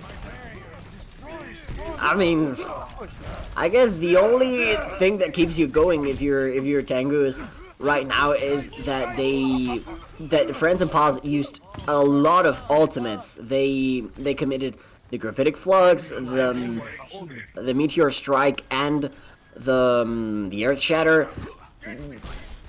Beat is not quite there, so if you kill Hammy early enough, maybe you have a chance, but with the Dragon Blade coming out, okay, they do take Aspect down. Vanguard, though, gets one, gets two, slice and dice for him. That is going to be enough for Friends and Pals. With Lambent getting another two, it is going to be the push staved off. Tango's JJ Crew, are they going to go down without a single point of percentage in this second point? It's looking more and more likely, isn't it, Alligator? This is going to be last fight territory. Somebody from Tengus is going to have to touch as well. I'm looking at either that Lucio or the Doomfist to get in there. But first they have to get through this hold that's coming forward so far from Friends and Pals. Many members of them going down low, though, and with Lambent getting a counter pick, things are looking a little rough for them. Tengus is going to be able to push to point, though. Can they get enough kills to stay on here and bring this to a round 3? It's looking less and less likely. No more DPS going to be found. The respawn from Friends and Pals coming back in, and Vanguard is on a tear with Lambent right now. Rannoch goes down, and with that, Friends and Pals are going to take the first map. Oh man, that was devastating for Tango's JJ Crew.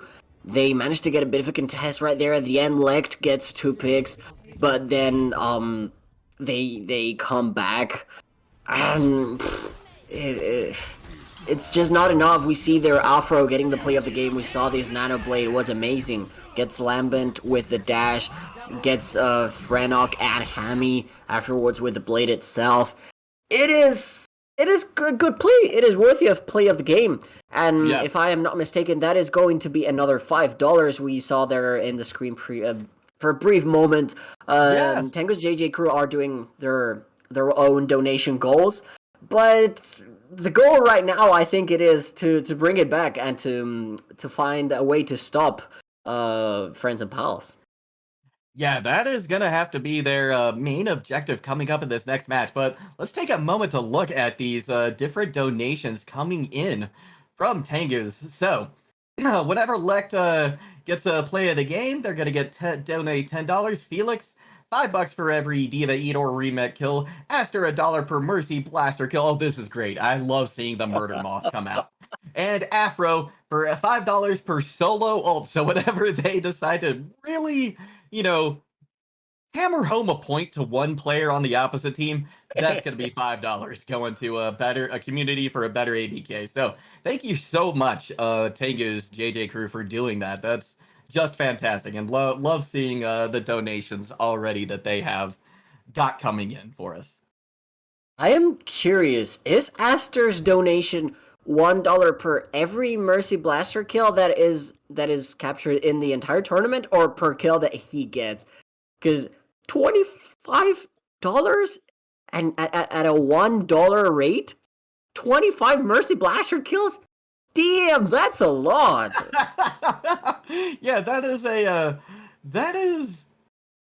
might as well be DPS at that point. Like, if I'm being perfectly honest. I don't know what the case is. He was playing DPS in this first map, so I don't know. It's a bit confusing to see it.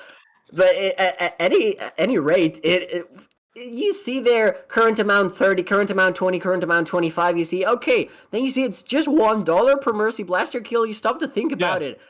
It is very, very, very aggressive. Not quite working for them though.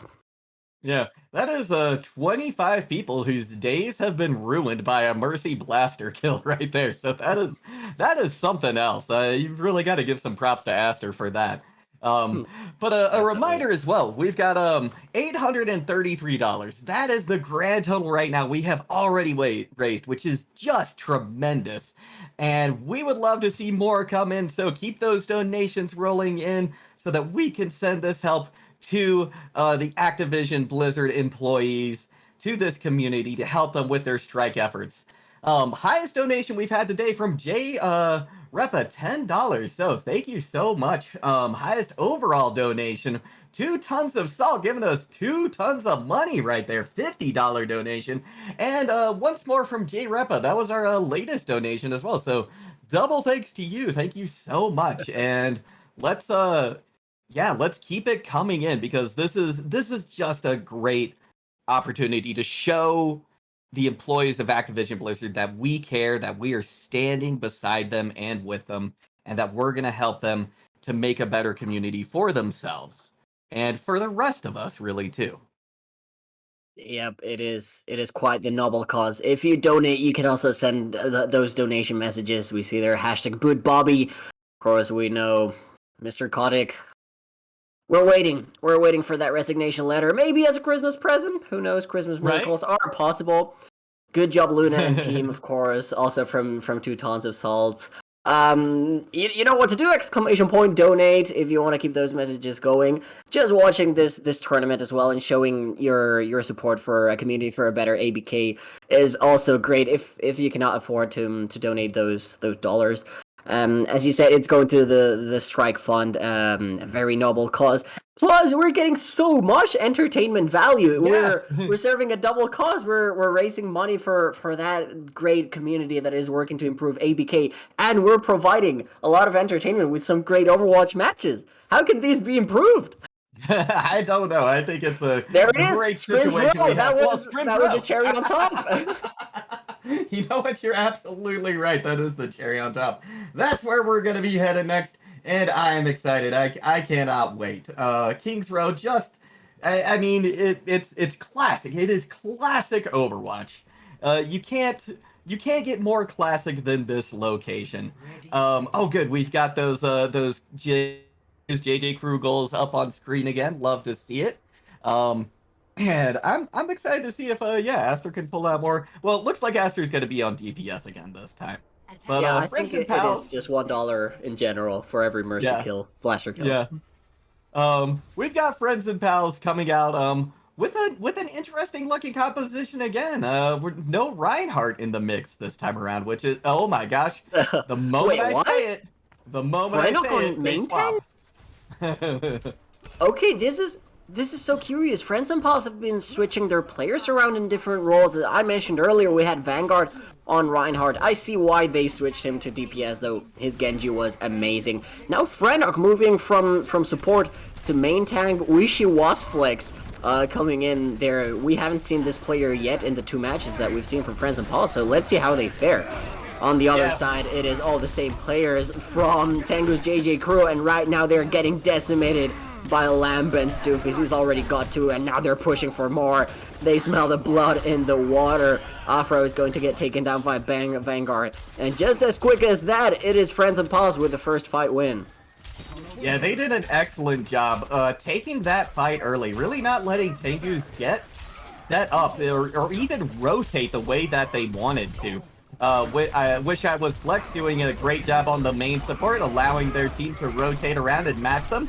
Felix Felice is there, shield and their life going down very low. Lex coming in for a counter charge, but they're going to be taken out by Wish I Was Flex, who gets a couple of kills, takes out both tanks, and once again, Friends and Pals hold. Yeah, it does make way more sense to pronounce it "wish I was flex" instead of "wish you was flex."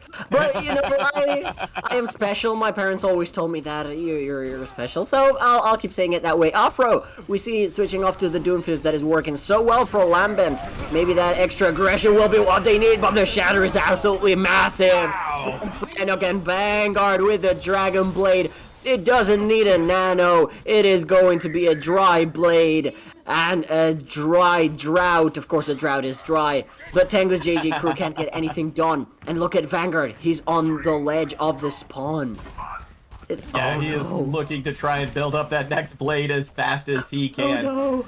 Tengu's gonna start pushing into the main choke, but they're gonna be encountering a little bit of trouble as they try and rotate. Vanguard goes in, but it's going to be Lambent who falls first after finally getting the best of them. They're 96% to that Deadeye as well, and that can be detrimental to Friends and Pals if they use it through this amplification matrix. We can see Deerfist getting pretty low on the high ground there, but the heals were there, and they were excessive for them. Shatter comes in, but it goes straight into the waiting shield of Frenok, and now Tengus has 1 point on the board. Can they turn this into 2? Meteor Strike coming in from Lambent, but they're unable to find a kill, and in fact, they're going to find their own demise as soon as that sound barrier expires. There's no way they're going to be able to come back in this now. There it is. Point captured. 4 minutes minus 10 seconds to go. That would be 3 minutes and 50, but as you know, I'm special. I like to say it my way. And they're not waiting. They want to push into this aggression, but the first pick from Frenok that now takes both DPS down with the help of Vanguard. I think they're going to have to wait a little bit if you're Tengu's JJ crew. Or you think you can push in if you are Friends and Pals. The Frenok is going onto their spawn doors. What is this? What is happening? Friends and Pals certainly not making any Friends and Pals today on Tengu's JJ crew as they push hard into their spawn. Oh my god. They're gonna take this hold beyond the standard. They pop Blade! What is going on? Hold right here. And Flux! Just coming out. Someone stop it! That's it, and now Tengus. What is it? Oh my god, Felix! Felix Felicis finally comes in, helps out Tengu's JJ crew, and they get this cart rolling. They're going to be able to push it past Archons, and we're likely going to see the next fight happen maybe at the final corner. Oh, look at that. You see Felix gets a Gravitic Flux, gets one with it, and with the Hyperspheres already being thrown around while you do the Flux. That's one of the best things you can do with Sigma. Shoot while you're Fluxing. He gets 3 kills. That 3k is more than enough to allow the push. And now the Shatter comes out from Lex. It is good for 1 and allows Tengu's JJ crew to get some picks. Wish I was Flex does get legged himself, though. I think this is going to be enough. Although Friends and Pause, they're holding well with this amplification matrix. I thought they were being pushed back, but it seems like they have control. Tengu's JJ crew kiting back. Yeah, they're gonna have to fall back in, regroup. Friends and Pals coming in with a vengeance right there.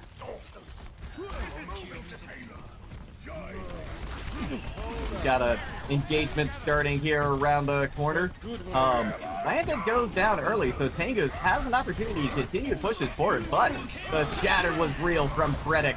And down barrier committed now from Wish I Was Flex to help Vanguard get those kills, to give them a little bit more staying power, and they're very successful in that. Vanguard is just popping off so much. He did a great job in the earlier matches, Reinhardt, but he really has found his mojo on that Genji. Be it blades, be it dashes, be it anything, he is finding the picks.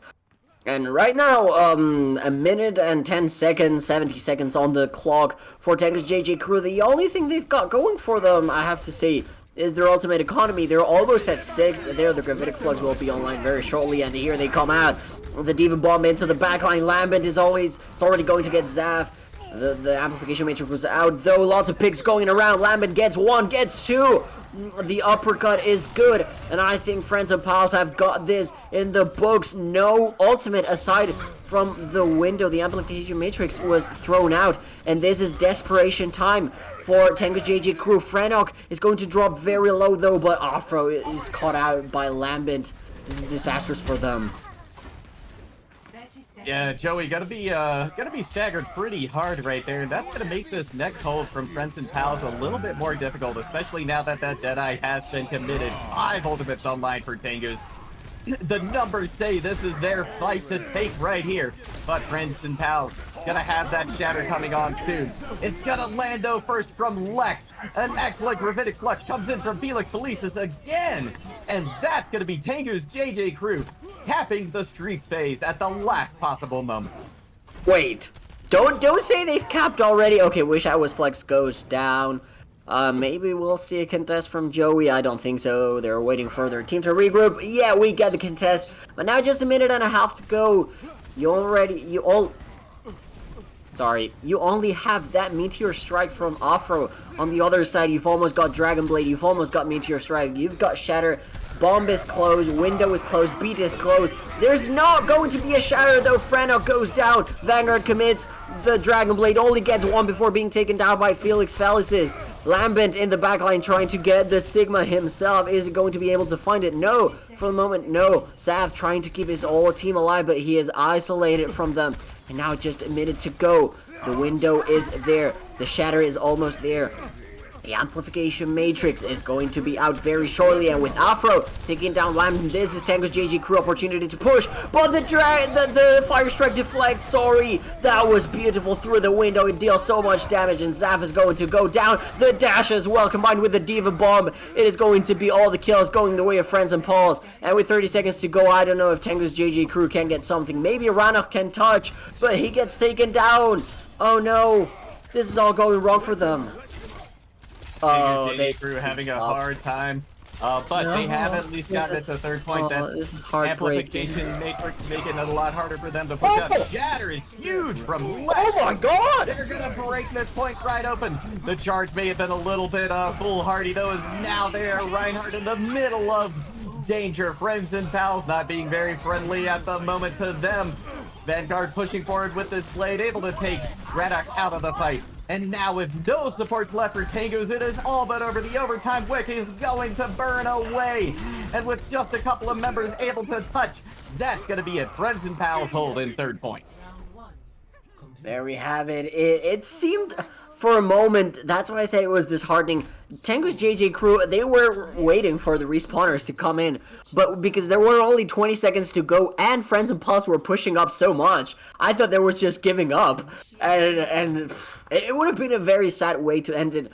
Lex, though, he comes up with an absolutely massive shatter, gets 4 and charges in to get to the card to touch with 8 seconds to go, more or less. Unfortunately for them, Friends and Pals had the upper hand. Vanguard built another Dragon Blade in the blink of an eye. He's been getting those time and time again, and it just wasn't enough for Tengu's JG crew. They do get the second point though, so that is good, but only 17.85 meters pushed. We know what the benchmark is for Friends and Pals. Now let's see if they can do it. That is where the goal line has been set. 17 meters through into that third point of King's Row. No full cap going to be on the menu today for Tengu's. Friends and Pals going to see if they can break through and end this right here and now. Yeah, we see Aster moving over to the May. She's been going crazy with the donations, already 25 per Mercy Blaster kill, but I haven't seen that same aggression on the field, and I think it's costing a little bit Tengu's JJ crew. We now see the Zarya, the Hog Zarya coming in from Friends and Pals. I don't know if this is considered throwing aspect. Drops very low on the Zenyatta, but they're just gonna go around. And maybe they're going for a Great Bamboozle 2.0? Question, champ? Yeah, could be. Vanguard going down early is gonna make this push a lot more difficult for the Friends and Pals. You know, it's interesting. Are we back in 2019 or something? Is that the last time we saw the Hog Zarya composition be meta? Landed going down early as well. That means there's no DPS online. Well, Vanguard is now on the Widow in a window, presumably. Actually on top of that movie theater to the side. They go down very low. They're actually taken out from Zap. And right now, Tengus is doing a fantastic job. holding on to this point. Minute already been burned off the clock. Yeah, that's great from them. Oh, good hook from Joey, though. He's been a bit more silent on this off tank. He hasn't been popping off as much. Oh, that boop from Rana puts him back on the top shelf, and now they are going at it again. They get 2 picks, Vanguard combining with them, and now it is Chaos in the point, and it is the Chaos Friends and Pals thrive in. They are going to get this point capture as almost the entirety of Tengu's JJ crew go down. And now with this point fully captured and ultimates coming online for both sides, it's going to be quite the fight as this card starts to move into street phase. They're going to likely get it up. Never mind, they're going to be stopped very early, and Tengu's JJ crew is going to get this much loved font, or rather Arcus hold here on the defense. Okay, Elect moving over to the Roadhog as well, so maybe they want to battle Joey. A double off tank from both teams, so that is curious, and that was a very good fight win for Tengu's JJ crew. They prevent Friends and Pals from getting that aggression going and snowballing into the streets phase. Now we see Wish I Was Flex moving over to the Mercy, so that's potential for more donations from Tengu's JJ crew.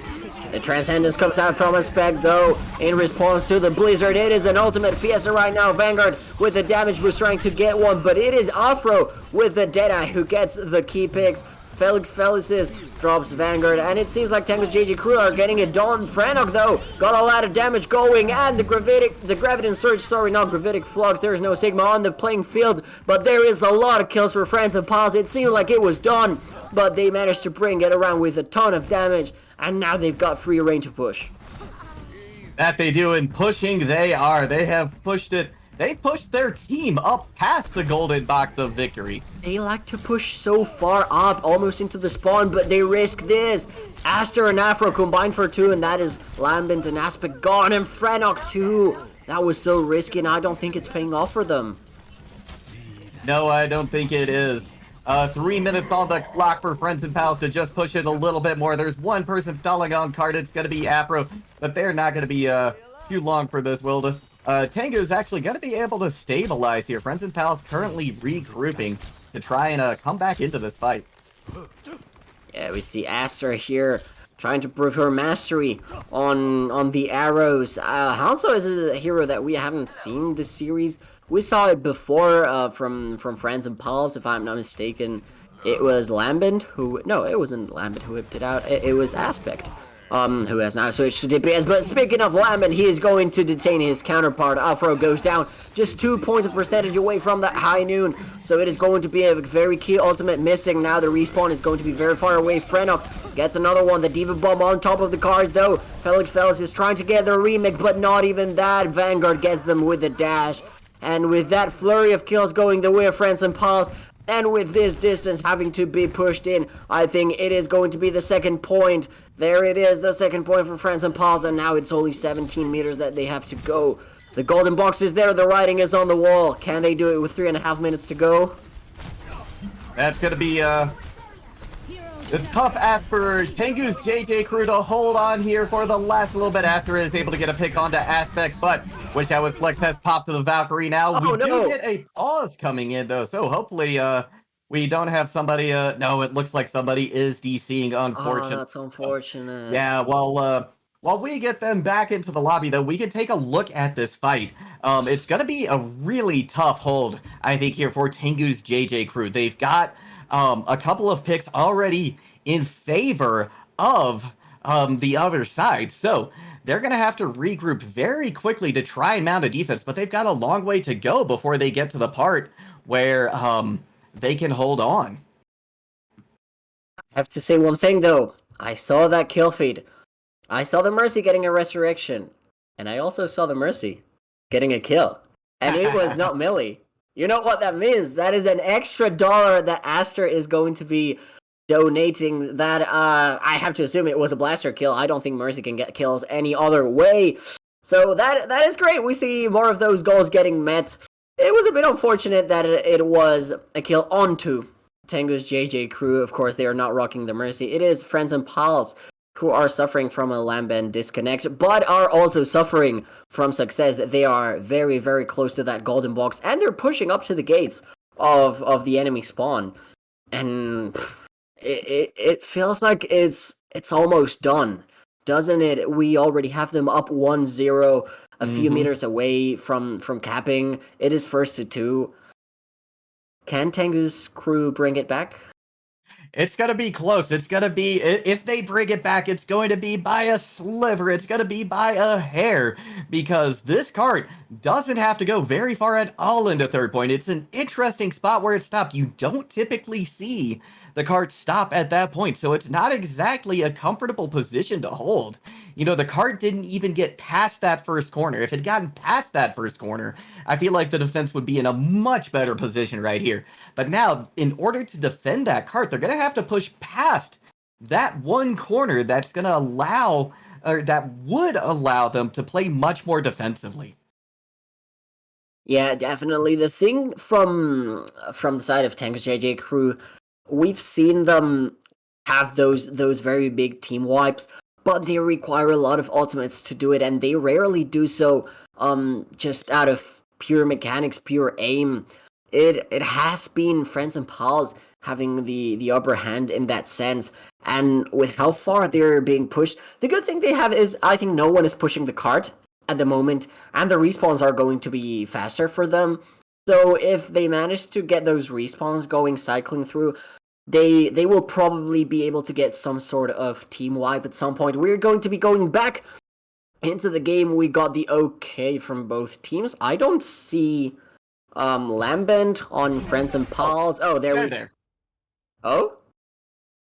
Oh no, What? unlucky. Oh, He got no. in there and then DC'd one more Oh, time. no. This is really What? unfortunate for them. But let's take a quick peek at what the ultimates are coming up. We do have both the DPS ultimates coming back or online for Tengus. That Deadeye can be used to stall quite a bit. It can really it can be used in this circumstance, I think, as a way to allow Aster for her to come back, right? Because that Dragon Strike, I think, is going to be a much more impactful ult than this Deadeye. So, use that Deadeye. Let Aster get back. Once she's back, she's going to be able to launch that Dragon, and I think that's going to be a much more significant ultimate in this context. But we're getting ready to head back into the game. It looks like hopefully we've got the reconnect coming in. Right now, Vanguard has that Dragon Blade ready to go. The Nano Boost has been committed as well from Zaf. So there's a lot happening right now. Anything really can happen at the moment, especially since Friends and Pals has a DC. That means they're going to be starting back in spawn. Yeah, either that or they're going to be playing 5v6 if they cannot get this player going. The rule is that there are no substitutes allowed mid match, if I am not mistaken, and it would be unfortunate for them to have to play 5v6. The thing they have going for them, I guess, is that they are in a very good position to win, even when playing 5v6. We've seen they're great players. They're going to have to fight, as you mentioned, that Dragon Strike that can be launched from spawn. That's the good part about the ultimate. If Afro were the one that was dead, they could not use the Deadeye off the rip. But with Aster having that Dragon Strike from Hanzo, you can just respawn and then she lets it rip, and you know more or less where all the players are going to be. You know that plaza right there at the end where you deliver the EMP. It is the hotspot for the players to be in, and right now I think everyone but Lambent is there, so it could be devastating. And I think if they can build ultimates at some point, even if it's 5v6, they're gonna get that victory. Yeah, it's going to be a little tougher, though. That is for sure. It would be a 5v5, I guess, when they come back. And like we said, Vanguard has that Dragon Blade that they can use to try and seal the deal healer. But they're going to have to deal with the respawns. And they're going to be coming out maybe a hair faster, actually, for the attacking side. So the attackers are really looking good at this moment. It's going to be, like we said before, it's just going to be hard for Tengu's JT crew to come back in this. But they do have the tools to do it if they can use them properly. Yeah, as you said, there is one player down, so it would technically be a 5v5 for friends and pals. Tango's JJ crew. Wait, sorry, I'm hearing the voice inside my head. Production said something. Hammy. Yeah. Okay, we did get a sub. Hammy is going to be playing that soldier. They will be back from spawn, and right now the chaos is dying down, and it seems like it is Tango's JJ crew stabilizing. Yeah, Tengu's JJ crew has stabilized a little bit. Here comes that Dragon Blade, but Vanguard gonna be taken out by a Storm Arrow from After. She gets a nice pick right there. And this hold is gonna be live now for Tengu's. Friends and pals, gonna have to go back to spawn and try again, but crucially they do have this Graviton Surge on board. Yeah, and we see there Joey moving over to the Wrecking Ball. The Graviton Surge is committed. That was very bold, and Aster is going to let it rip combined with Afro. They are going to net 2 kills with the Deadeye and the Dragon Strike. Is that going to halt Friends and Pals' progress? It doesn't look like it, as Vanguard and Fredok combined for 2 legs is going to pop the whole hog, though. That is going to push the players away from the cart, which is only 1.93 meters away now. We have the Cowboy Bebop Electric Boogaloo with Afro getting that nano boost from Zaf. That was a very quick nano. We saw it in the previous fight and in this fight once again. And now the Joey is going to fall down to their demise with that stun. Wait, Transcendence has to be used by Aspect. They were trying to save Joey, but that wasn't going to be in the cards this time around. Afro goes down very low. The Flankiata not working this time around, but at the meantime, Hammy is popping off, and that's going to do it. Friends and pals come up with the win. The super sub makes it count, goes on to that soldier 7-6, builds up the ultimate, and right there, I would say in the nick of time, but it was more like in the nick of distance when there's just a couple meters to push. He gets the 4K, he gets it done. We see here the play of the game from Felix Felicis. There's a 3K if I'm not mistaken. Yes, it is a 3K. One of them with a gravitic flux. It was a valiant effort from Tengu's JJ crew, but it just wasn't enough. If I'm not mistaken, they were going to be dropping to the lower bracket as Friends and Pals progresses one more round and with another 2-0 in their books. Yeah, excellent play coming out from them. They look unstoppable at this moment. They're going to be moving on to the winners finals, which we will be coming back with shortly. But before then, we are going to take a break. In the meantime, be sure to hit those exclamation mark donate. Be sure to get more of those donations coming in. We love to see them. We love what we've already done. Thank you all so much. And before we break, any last words from you, Alligator? Well, I don't know if we're going to be seeing Friends and Pals once again. I would absolutely love to see them, or any other teams.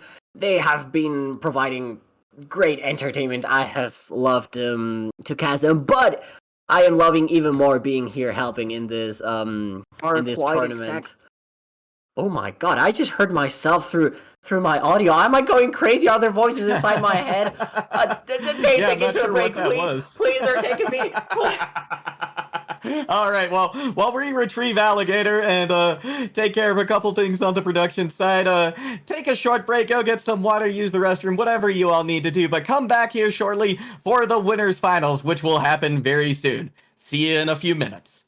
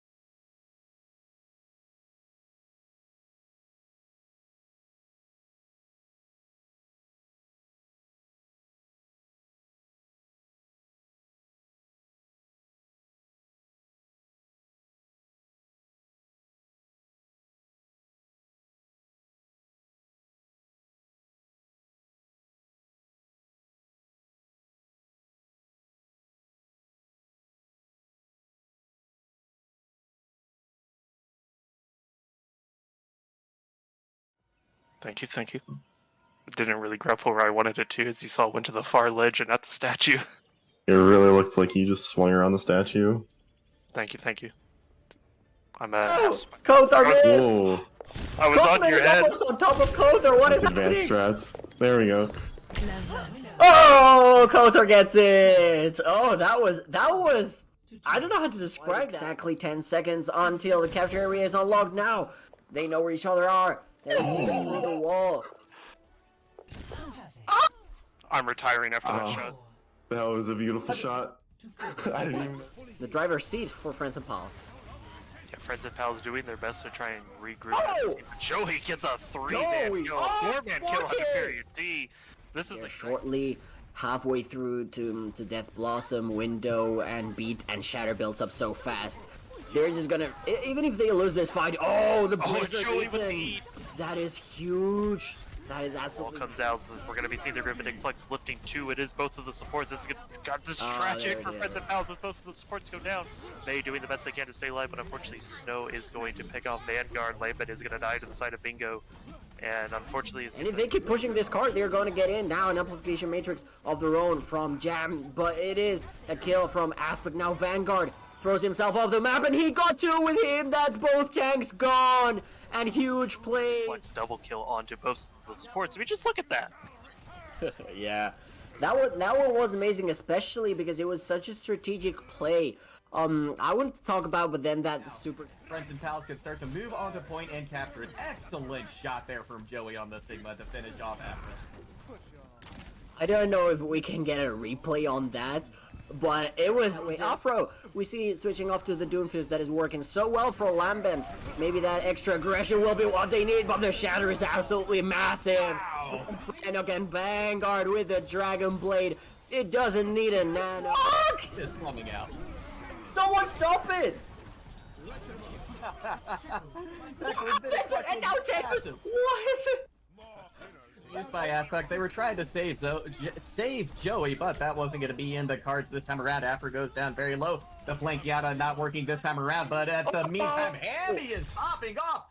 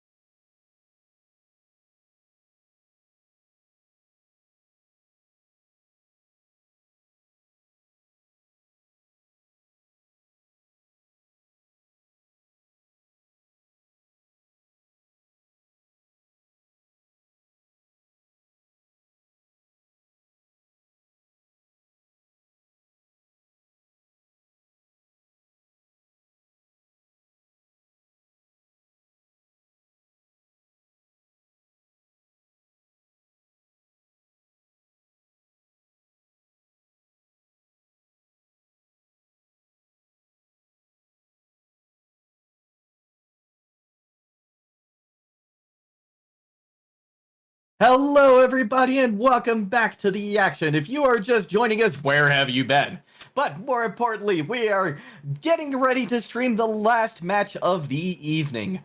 And I'm excited to see both of these teams go at it. We're going to have Periot going against Defrost. And I believe we are now in the losers semis, if I'm not mistaken.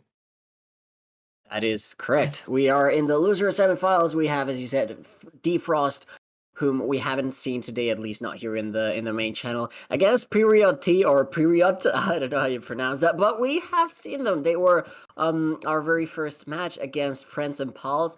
They fell 2-0.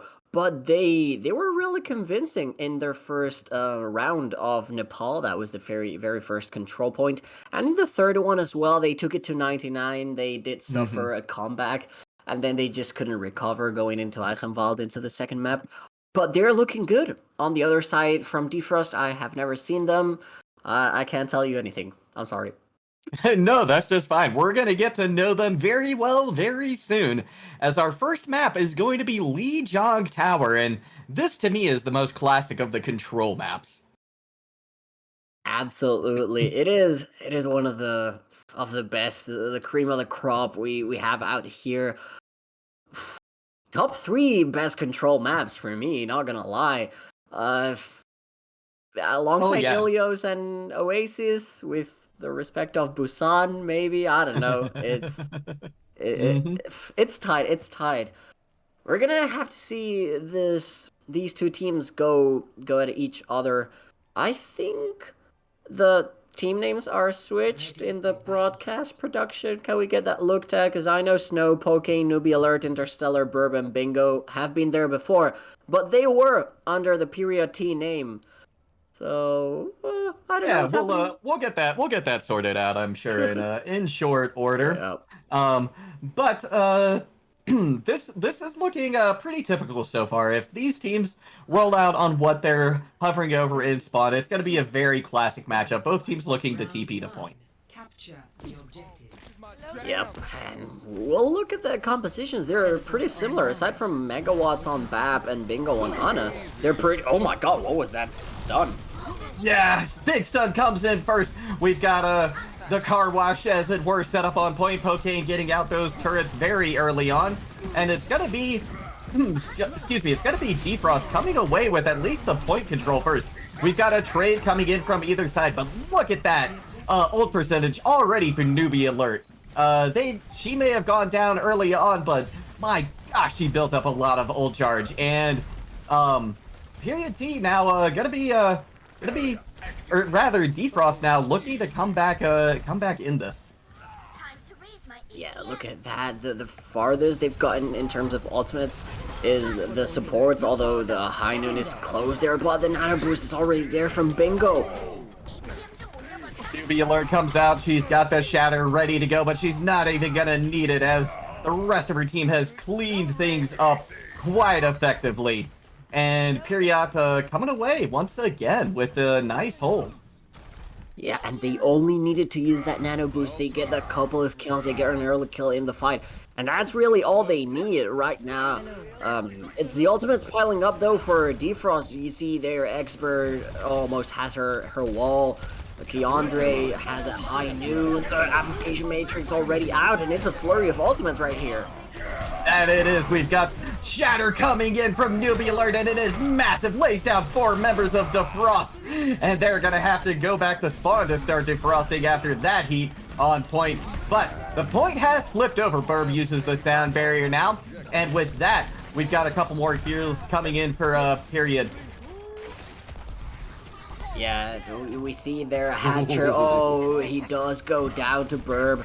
So that is going to be a long respawn time. And Bingo now are spectating them as well. They already have a Nano Boost ready to go.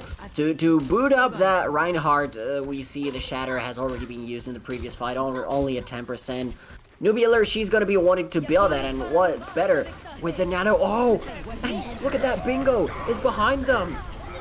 We've got the self-destruct coming in. It's going to catch one. Newbie Alert finds another as well with 90% on the board. Period looking primed to take this first. sub-map on Lijiang Tower as their own. And there it is. The point is going to tick down 100-0 and 1-0. Oh, it wasn't 100-0 though. It was 100-7. I saw the 1-0 and got a bit mixed up. Defrost, they managed to get a bit of percentage points on the board, but the deadly duo, the tank line from Period T, has just been amazing. Newbie Alert and Interstellar, they've been going to town on all the team from Defrost. Now we're going into this control center point. We see there the Junkrat from Keandre. It is a very, very played hero just in this very precise point. It doesn't really see much usage outside of it, but we're seeing it now from Snow as well. The Symmetras from Pokane and Expert could stay. We've seen them before in this map. We saw them in the previous point. And indeed, both teams are going to stick with it. Mirror compositions, and it's already Snow getting the best of his Junkrat counterpart.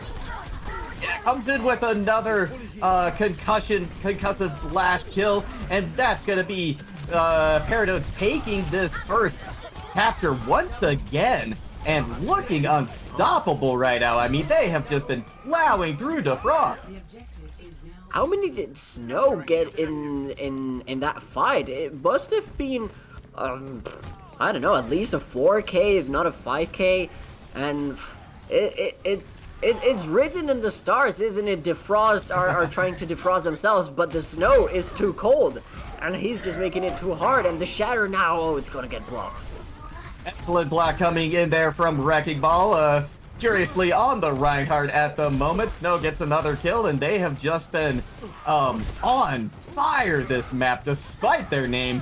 Megawatts has this amplification matrix as well, but there is going to be a counter pick. Newbie Alert does go down, so now without that main tank blocking all that damage, it's going to be up to Interstellar to try and keep their team up.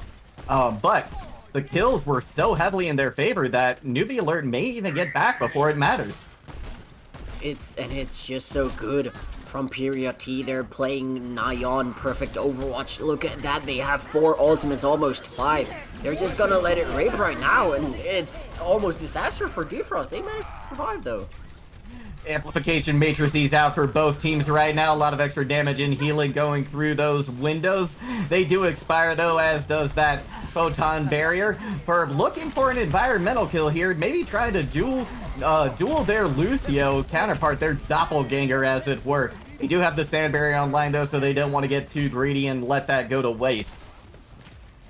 I think you meant double gangburb, as would be the case with these Lucios. I'm sorry, I will retire now. But look at that, the Riptire already comes out, and it's gonna take a long time, but it's put into the backline, destroyed though. Got the sound barrier committed now by both sides. And with that, Snow's actually going to be removed from the fight, and with the carry out for Peridot, Defrost has a chance now to push through onto this point and start to take it for their own. 95% on the board now, but they have the kills in their favor. They can take this for their own.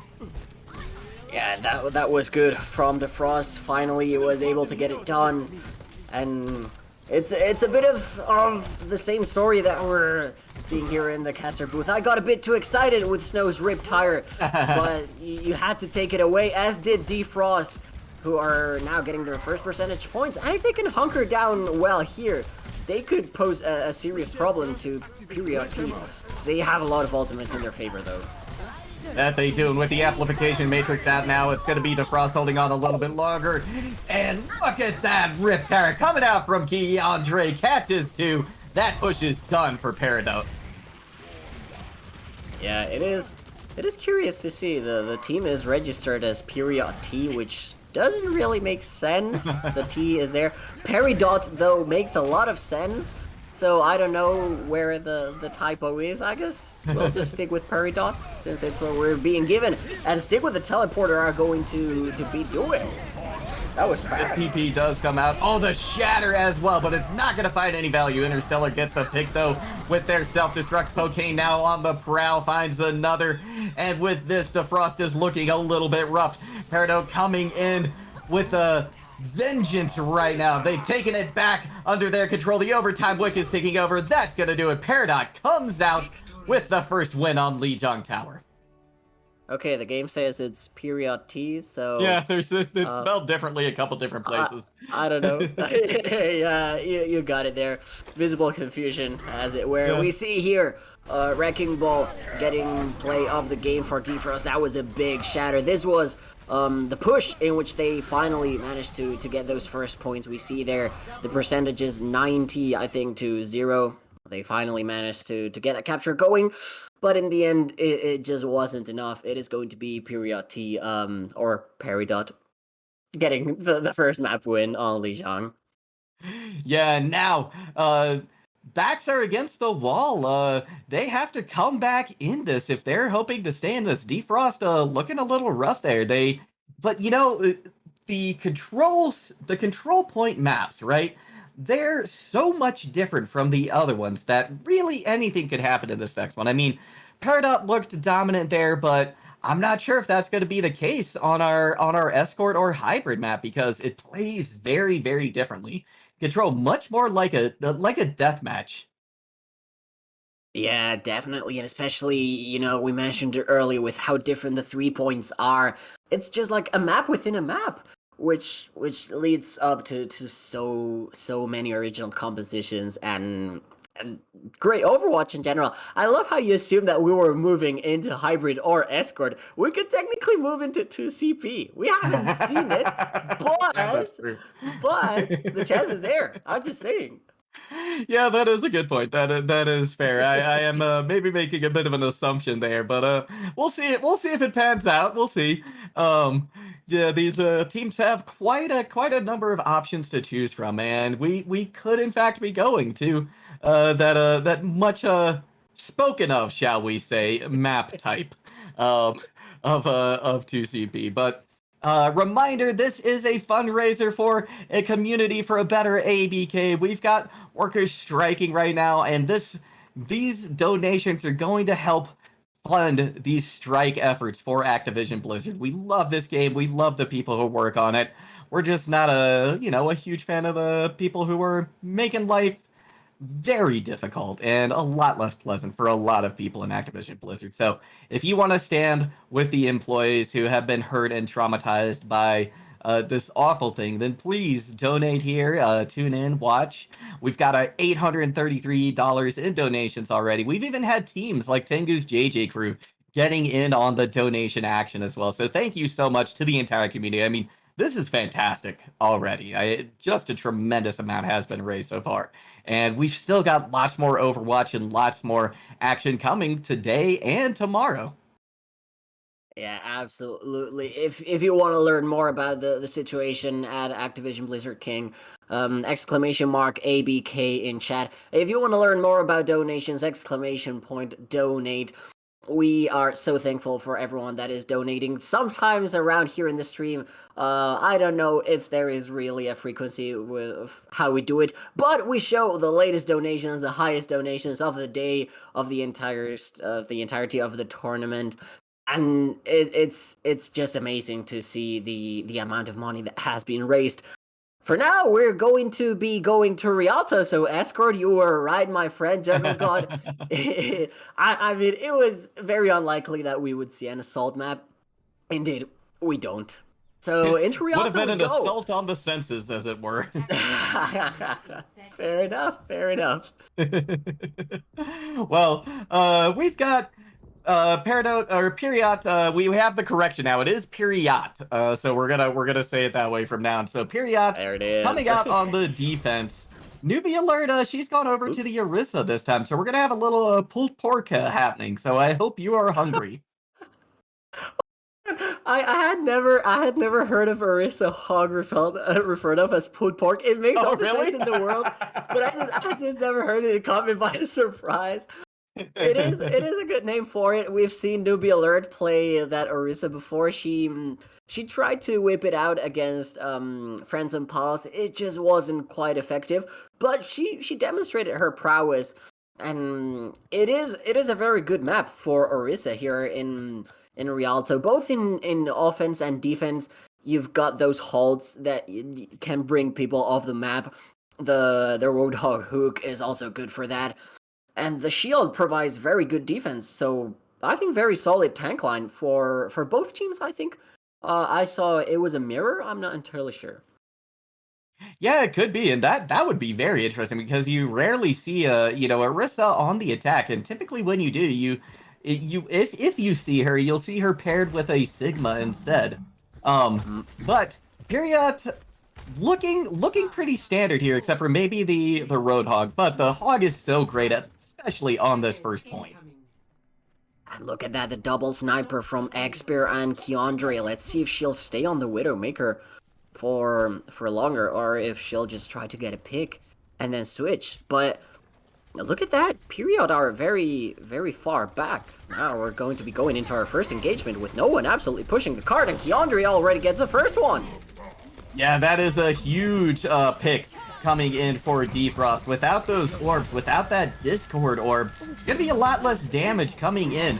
But Interstellar is taking out a nice heal coming in from Megawatts, keeping them from being able to heal and taking them out of the fight. Snow falls as well, which is funny to say because it hasn't yet where I'm living. But Snow has fallen here on Rialto, and Defrost getting a nice cart push underway.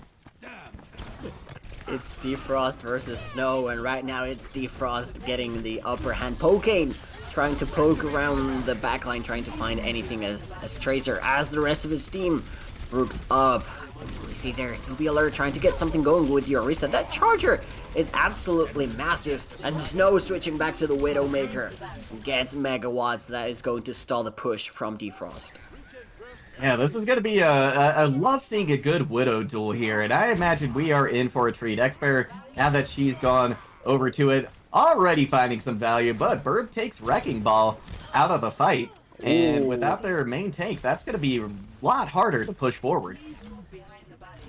Yeah, I think it's just time to kite back. If you're a Defrost, regroup. You've already got the Dragon Strike Valkyrie, the Nano Boost that you can use to build up Primal Rage.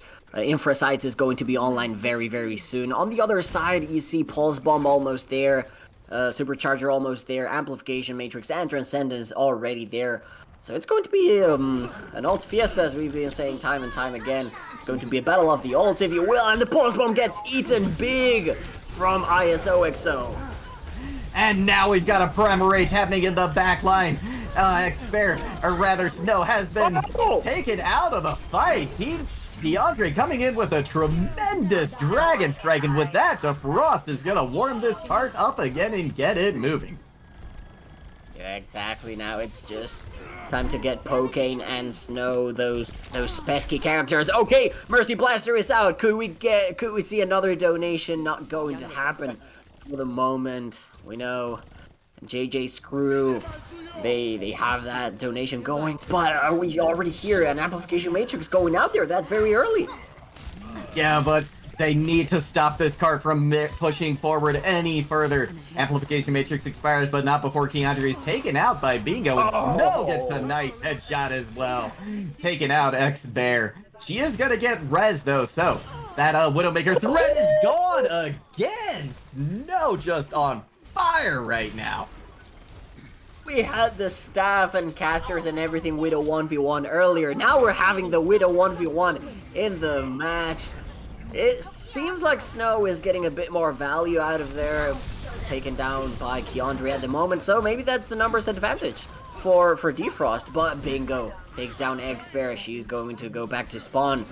And with 25 seconds to go, this doesn't look too good for Defrost. Defrost really needs to get something going here, and maybe it can start with a pick on the Bingo. There's no supports left at all for Period. They're gonna have to back away and try and mount a defense with just the health that they have at the moment. There is a mega health pack nearby, so they can take it if they need to. Wrecking Ball gonna try and cleave a lot more damage. See if they can't get that Primal Rage online. We've got the Gravitic Flux coming out as well. That's going to temporarily slow things down. Bingo pops that Transcendence now that they're back in the fight, but Burb has been taken out as well. Megawatts has met their demise though, but the res is going to come out onto them. Defrost looking a little bit better at the moment, especially now that Bingo is gone. And with that, the rest of the members of Period are going to fall, and Defrost is going to get to see the second part of Rialto. Yeah, they're going to have that one, and I think the key part of that comeback is not only X-Bear moving over to Tracer. She is doing very well now, trying to pursue Burb. She's going to get taken down by Snow, but especially it's that when Interstellar is fluxing, Megawatts sleeps them. So that is no Gravitic Flux, that is a huge ultimate. Before the slam, it gets cancelled, so that basically allows Defrost to get all the picks. They don't suffer from that much damage, and they can just push on. And pushing they are, but now there's a nanoed Winston in the backline. Expert goes down there to a nice headshot from Pokane. The amplification matrix again from her finding value. Plus the self-destruct comes in as well. Interstellar now following things up, but they've gone down very low. In fact, both tanks low for Period, but it's not going to matter because they've got the kills that they need. I don't know how Interstellar survived that. It was a fight to the very, very limit between Wrecking Ball and Interstellar himself. And it turned out to be Interstellar, the one who came out on top. Now we see Keandre moving over to the Widowmaker. They don't want to leave the sniper behind. And now that X-Bear already has that pulse bomb, they just switch the player, not the character. Easy. And looking, oh, nice shots. They're going to delete Hatcher.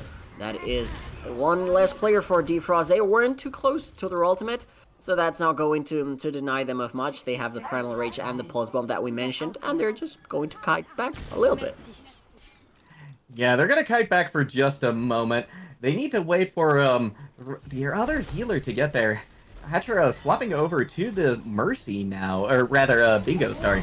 On the Zenyatta, here comes a Gravitic Flux one more time from Interstellar. Bingo pops the Transcendence to keep their team alive, and look at this, Megawatts out of the fight. With that, there's just the heals coming out from Mercy until the res comes in. And now Defrost once again is pushing forward. Wrecking Ball goes down. There are a couple of counter picks, but I don't think it's going to be enough to stymie this push. Maybe, watch out for this. As soon as the card gets under the bridge, it is going to be a fight once again, because there's the Supercharger here. The High Noon was thrown out, didn't get much value though. We see here, the Supercharger is popped. I told you, newbie alert. She gets really confident with this, and she absolutely has that warranted. Nano Winston coming in one more time. Megawatts has been building those nanos tremendously fast.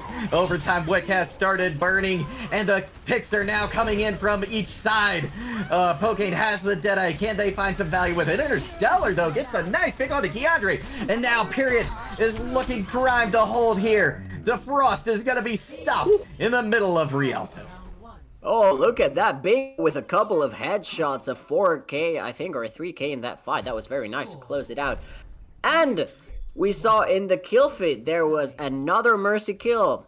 Tango's JJ Crew, Aster, you know what that means. That is going to be another $27 we're sitting at, if nothing has happened in the other matches. Of course, I cannot look at all of them. It is great to see those particular teams getting their donations going. Of course, if you want to donate here in the big scene, exclamation point, donate, you have it there at the bottom.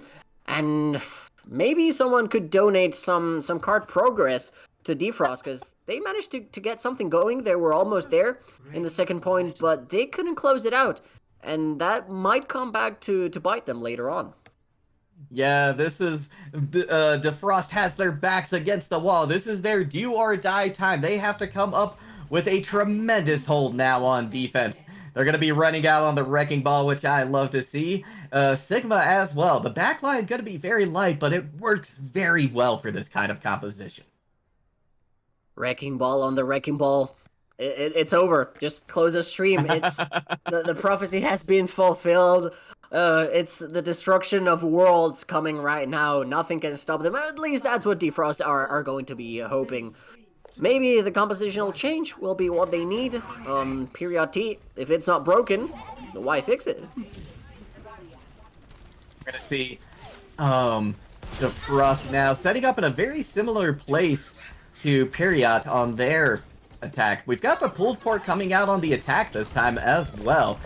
Tracer are going to be putting a lot of pressure now on Snow. They do go down. Wrecking Ball there to follow up, but counterpick comes in as well. So down snipers on both sides. Wrecking Ball now looking for an engage on the high ground, trying to stay out of this Tracer's way, but he's doing a lot of excellent poke damage, causing a lot of problems, but, coincidentally, Wrecking Ball has a Tracer of their own, and that duo could out-poke Pokane, as we see them going down relatively low. They're gonna have to use that recall to try and stay in this fight as they go back to cart. The Discord is on them, though, and it's actually gonna be Keandre who meets their demise first. And Period getting a nice bit of card progress here. They're going to be able to cap first point with a lot in the time bank. Look at that, it's going to go through 5.5 minutes. Oh my god, that's probably one of the best time banks you can get. Xpear, she's going to get newbie alert, but it's not really going to matter, those two picks favoring Period T. It's going to be a reset time now for Defrost. And Period T, it seems like they want to push up a little bit, but they're gonna have to be careful. There's Pulse Bomb coming online, Valkyrie, it's gonna be a lot of damage and healing as well. Oh! Okay, Pokane already getting one pick. Yeah, both DPS coming alive for Period, and Interstellar finds the DPS of Defrost as well. Interstellar has this whole hog ready to go, and they are getting ready to round this corner. They can see the golden box of victory. They can taste it. It is just about there. Burb on the high ground. The amplification matrix having just expired now, getting back to healing their team. We've got Wrecking Ball coming in to try and stall things out, but they're not going to be long for this world. Transcendence now used by Bingo to keep their team up, and Interstellar coming in with a huge whole hog, pushing away everybody, zoning them away. Tracer comes in at the last moment for a touch. Keandre, the hero that they need. There's picks on both sides, but no! Comes in with a massive Deadeye. They're gonna fall right after it, but this point being hotly contested, but the numbers look to favor Period at the moment. Another pick comes in for Interstellar, and with that, Period is gonna come away with a win. Yeah, it was just a show of dominance right there, as we saw Friends and Pals do before them. It is going to be a 2-0. We see here the play of the game from Bingo. I think this is the 4K I told you about at the ending of the first round. There we see it. There is one. Oh, it's not a 4K, it's a 3K. 2 headshots on the board. Well done from Bingo all around. Well done from Period T. They're gonna get the job done 2-0. And as I was saying, they just look superior. There was no stopping them. Yeah, they were absolutely fantastic in that matchup. You know, the DPS really came alive. Newbie Alert, he had some phenomenal plays, really held that front lane down excellently on the Orisa. Gotta love to see that kind of play. Now, we're gonna be closing things up for the night here. I'm sorry to say that's gonna be the last match of the evening, but don't worry, we've got plenty more action coming for you tomorrow. We're gonna have the grand finals. It's gonna be another packed day of Overwatch for you, so be sure to tune back in. Once again, thank you so much for all of these donations that have come in today for a community for a better ABK. We really appreciate it, and I know that they're going to be very, very happy to be getting this as well. So thank you, thank you, thank you. Now, before we close things out, Alligator, do you have any final words for the audience? Well, thank you so much, as you were saying, for being here, for supporting us. We couldn't do this without you. Everyone here, casters, production, and the people at Activision Blizzard King, they are all doing what they're doing because of the support of the people, because of you, the general public, if you will. So yeah, just thank you so much for all the support. And now it's shameless plug time. I am the Alligator. You have there my socials. The ad is a bit wrong on Twitter and Instagram and Twitch. You can find me by the Alligator111. You want to make sure that there's an A before the G. It's not alligator precisely, but well, you know where to find me. You'll find me. Jungle God, how about you? Where can we find you? You can find me at JuggleGod wherever you find social media. So, be sure to search for me if it's Twitter, Instagram, YouTube, Facebook, whatever, wherever you want to connect with me. You can find me at JuggleGod. So thank you all so much. Thank you to our production crew, to everybody behind the scenes making this happen. That's going to do it for us tonight. Thank you for tuning in. GG's, and see you next time.